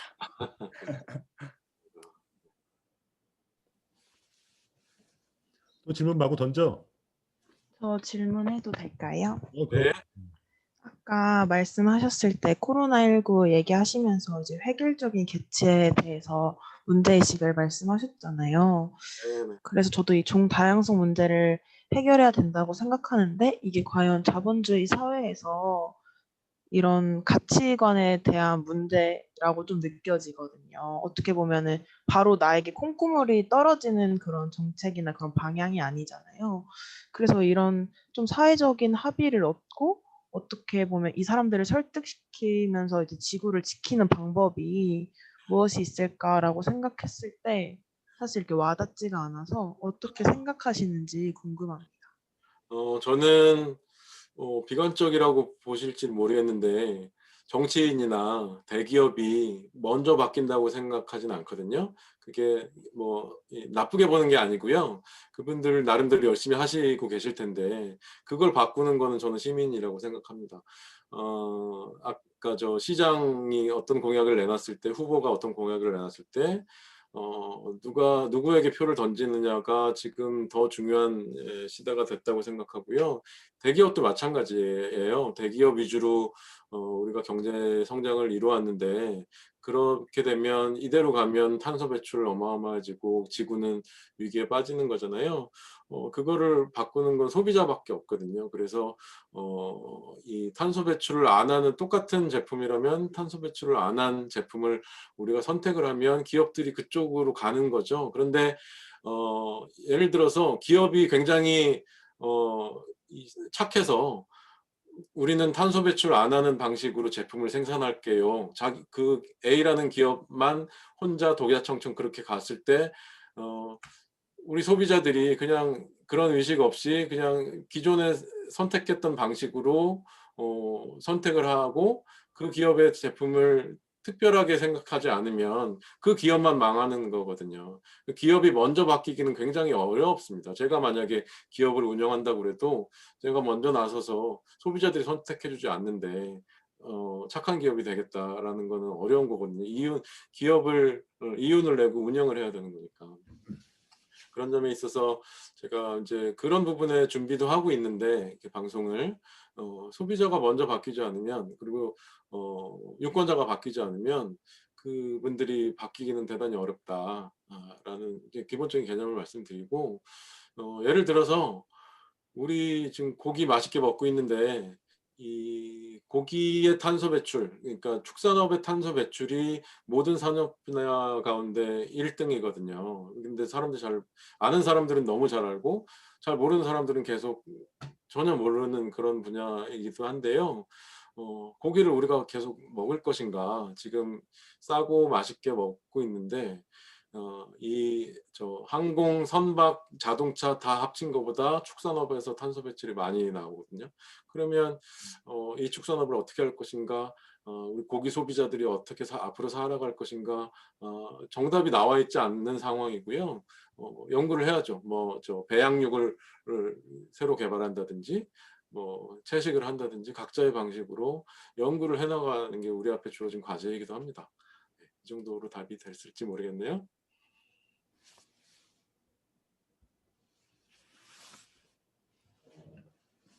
또 질문해봐. 저 질문 하나만 하겠습니다. 네. 일단 저는 기본적으로 기본소득에 대해서 동의를 하고는 있는데, 예. 이게 되게 포퓰리즘이다 막 이러면서 약간 정치적으로 그런 이용되는 그런 논쟁들만 많이 보니까 되게 혼란스러운 게 되게 많았어요.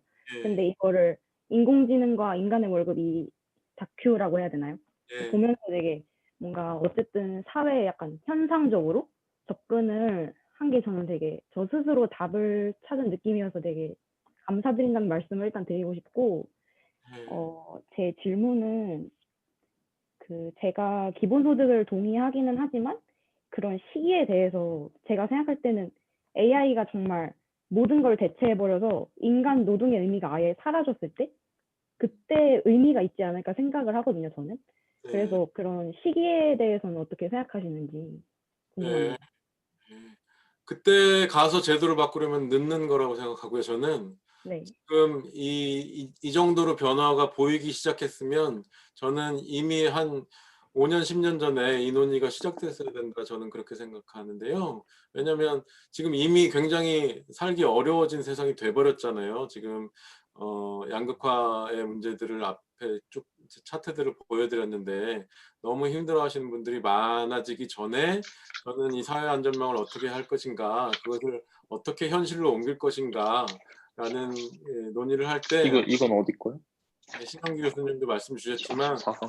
유럽에서는 이미 한 2, 30년 전에 논의가 시작이 됐고 미국식 자본주의가 운영되는 영국, 미국, 뭐 일본, 한국 요 정도 어느 정도 문명 체계를 갖고 있는 나라 중에 이게 지금의 우리가 살고 있는 자본주의가 전 세계 표준이 아니거든요. 근데 우리가 지금 살고 있는 이런 시스템이 당연하다고 느낄 수도 있는데 이렇게 약자를 방치하고 이렇게 힘든 사람은 그냥 놔두고 이렇게 양극화가 점점 더 벌어지는 세상을 그냥 놔두고 논의를 어떤 식으로 해야 되나 라는 걸 생각했을 때 저는 오히려 늦었다고 생각하는 편이고요. 늦었다고 생각할 때 지금 좀 서둘러서 이 논의를 진척시켜 나가야 된다고 생각하고 말씀드렸지만 어떤 이 기본소득이라는 제도가 정답이 나와 있는 게 아니고 세부적으로 들어가면 정교하게 정말 디테일하게 설계를 해봐야 되는 문제인 거잖아요. 지금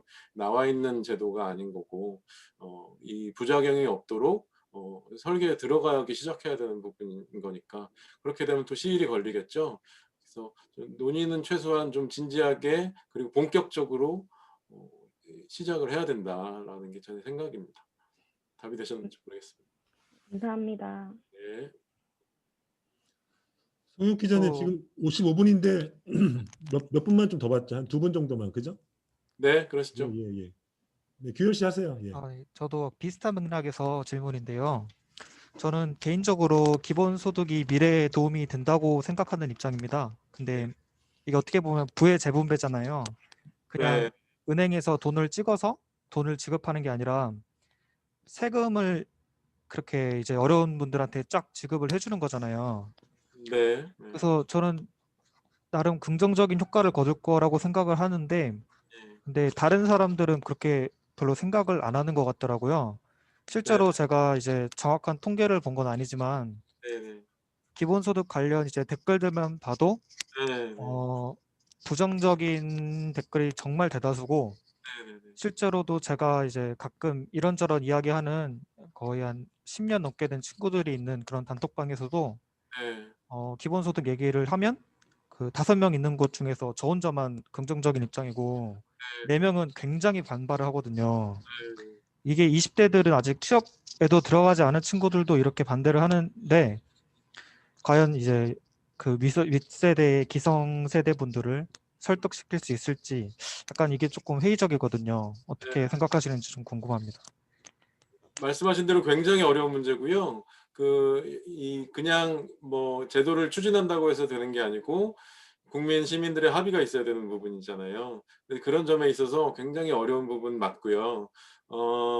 제가 이렇게 봤을 때는 오히려 젊은 세대의 거부감이 더 크거든요. 기성세대보다.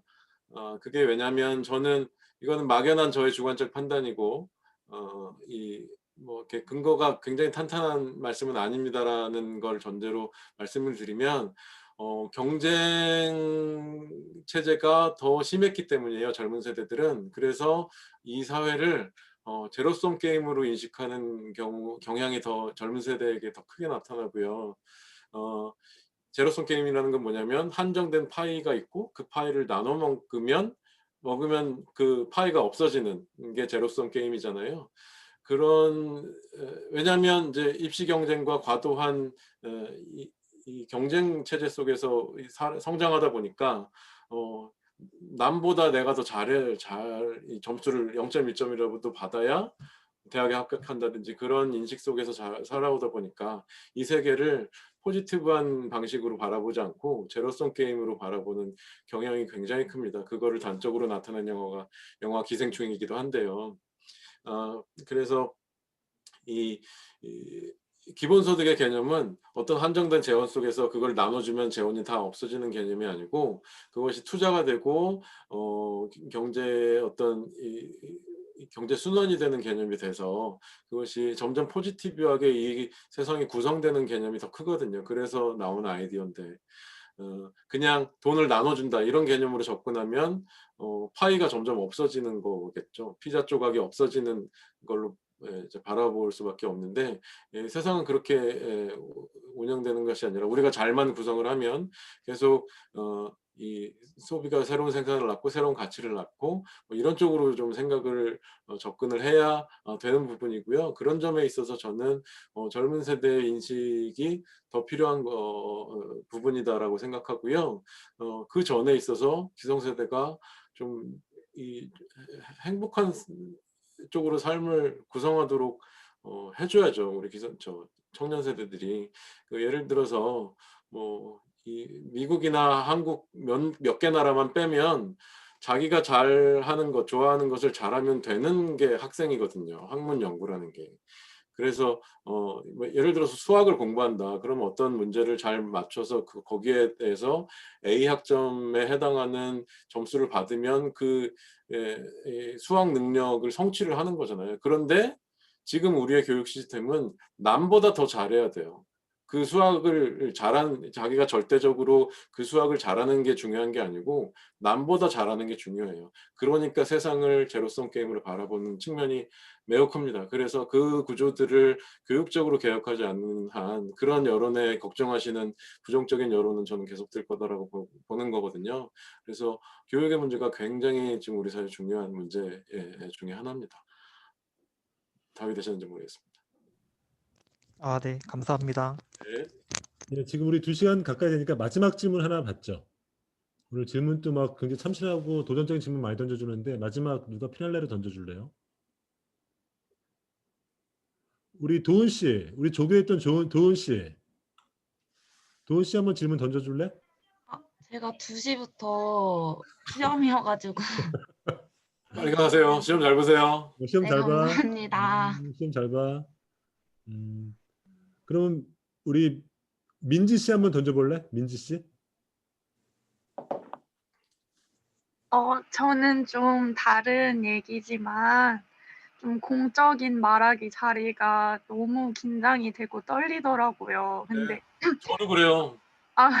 근데 기자님 말씀 듣고 하다 보니까 되게 물론 기자님이시니까 좀 사람들도 많이 만나고 그런 자리가 많기 때문에 그런 뭔가 화술 같은 게 되게 좀 많이 뭔가 그런 자리를 많이 가질수록 그런 게 좀 많이 좋아진다고 생각을 해서 좀 그런 뭔가 발표 같은 걸 어려워하는 사람들에게 좀 조언을 한마디 해주시면 어떨까. 또 저희가 이제 조금 있으면 뭐 취업 준비하면서 면접도 봐야 하고 이런 자리가 굉장히 많고 또 의견 필요할 때도 이런 게 되게 필요하다고 생각을 해서 좀 그런 부분 관련해서 저희에게 좀 조언 한마디 해주시면 정말 감사할 것 같습니다. 네, 저도 그 부분에 있어서 굉장히 긴장 많이 하고요. 지금 미리 준비를 많이 해서 그나마 지금 2시간 했는데 굉장히 말솜씨가 없는 편이에요. 그런데도 그냥저냥 되는 거는 일단 자기한테 내용이 많아야 되고요. 한 10일 정도를 얘기해야 되면 10 정도는 자기 머릿속에 갖고 있어야 그중에 좀 잘 조합해가지고 1이나 2가 나올 거잖아요. 그래서 일단 이게 뭐 여러분한테 해당되는 내용인지는 모르겠습니다만 어떤 말을 나가서 할 때 자기한테 풍성한 내용을 좀 갖추고 있는 게 가장 중요한 부분이에요. 본질적으로는 그게 제일 중요하고요. 그래서 그런 조건을 갖춰져 있을 때 말을 잘 하고 좀 이 말씀을 좀 부드럽게 하는 좀 기술은 어떤 게 있냐면 여러분들 요즘 다 좋은 카메라들을 핸드폰에 갖고 계시니까 자기가 말하는 거 찍어보세요. 그거를 다시 보시면 내가 어떤 점이 문제고 어떤 점이 좀 잘을 못하고 그게 화면으로 보이잖아요. 굉장히 창피하거든요. 저도 몇 번 해봤는데 되게 이상하더라고요. 그게 그런 거를 여러분들이 좀 해보시면 아, 내가 이런 거를 좀 보기가 이상하구나. 이런 건 내가 잘하네. 이런 걸 알게 돼요. 그런 점이 좀 있고요. 그리고 말을 할 때는 너무 자기 자신을 신경 쓰지 마시고 상대방이 어떻게 들을까 뭐 이런 상대방의 생각을 좀 더 마음에 염두에 두시면 조금 더 부드럽게 나오더라고요. 그 정도 말씀드릴 수 있을 것 같습니다. 감사합니다. 네. 예, 신 교수님, 저기 네네. 뭐 저는 질문도 아니고요. 우리 저 송영국 기자님, 저 이제 행정학과 학과장 하고 있는 박석희입니다. 반갑습니다. 안녕하세요. 예, 저기 사실은 제 수업하고 우리 저 신영기 교수님 수업을 같이 조인해가지고 진행을 하기로 했는데 제 네. 클래스에 있는 학생들은 지금 한 명만 들어와 있어요. 지금 그래가지고 네. 저기 감사드린다는 말씀드리고요. 제가 중간중간에 이렇게 화면을 멈췄었는데 우리가 이번 학기 학부생들 특강을 한 4차례 진행을 했는데 저기 상대적으로 우리 송영국 기자님 너무 많은 애를 써주셔가지고 감사드립니다. 예. 감사합니다. 예. 송영 기자님 벌써 2시간 됐는데 마지막으로 뭐 마무리 멘트 준비하신 거 이제 풀어주시죠. 아무래도 없고요. 그래서 저는 뭐 청년 여러분들을 뵐 때마다 지금 저 오프라인으로 뵀으면 더욱 좋았겠습니다만 이제 미안한 감정이 많은데 기성세대가 이런 세상을 만들어놔서 미안한 감정이 많은데 미안하다는 말만 하면 안 되는 세상이 돼버렸어요. 이제는 뭐 책임을 가지고 결과물을 내놓고 세상을 바꿔나가야 되는 건데 나름대로 좀 열심히 싸우고 있고 여러분들도 좀 이렇게 참여를 하는 이 세상을 바꾸는데 참여를 하는 방식으로 좀 고민을 해주시고 다양한 생각이 내 생각이 틀린 게 아닐까라고 걱정하지 마시고 다양한 생각을 좀 표출을 해주시면 저한테도 도움이 됩니다. 제가 다양한 이야기를 언론에 방송에 내는데도 이런 이야기가 있지 않느냐 이런 목소리가 비등하지 않느냐라는 얘기를 해주시면 저도 좋은 방송을 하는데 도움이 되거든요. 그래서 서로 좀 더 의견을 많이 얘기하고 나의 문제가 무엇인지 적극적으로 얘기해 주시고 그런 세상이 됐으면 좋겠습니다. 여기 제 이메일 주소를 적어놨습니다. 여기 뭐 오늘 뭐 부족한 부분이나 여러분들 뭐 고민되시는 거 있으시면 언제든지 질문 주시면 제가 시간이 되는 한에서 성실껏 답변 드리도록 하겠습니다. 오늘 좀 어지러운 말씀 드렸는데요. 들어주셔서 감사합니다. 너무 고맙습니다. 여러분들 보통 이제 기레기 하는데 여러분들 기자를 안 봐서 이제 기레기가 세상에 많은 줄 아는데 사실은 그렇죠. 막 지금 막 손표시도 나오고 그러는데 진짜 이제 기자들이 진짜로 이제 훌륭한 기자들이 많아요. 그래서 이제 송영 기자님도 이제 그런 기자님들인데 올해는 이렇게 넘어가고 내년에는 진짜 이분이 또 본업이 뭐냐면 영화평론이거든요. 영화평론 또 들으면 장난 아니에요. 영화평론도 좀 들어봤으면 좋겠어요. 그럼 어쨌든 오늘 참가해준 여러분한테도 너무 고맙고 송영 기자님한테 너무 고맙고 제가 다 들리진 않지만 다 여러분 마음속에서 방구석에서 박수 쳤을 거라 봐요. 그러면 오늘 고생하셨고요. 그러면 다들 여러분 안녕. 안녕. 감사합니다. 네, 안녕. 감사합니다. 안녕. 감사합니다. 그래요. 수고했어요. 감사합니다. 네. 감사합니다. 감사합니다. 네.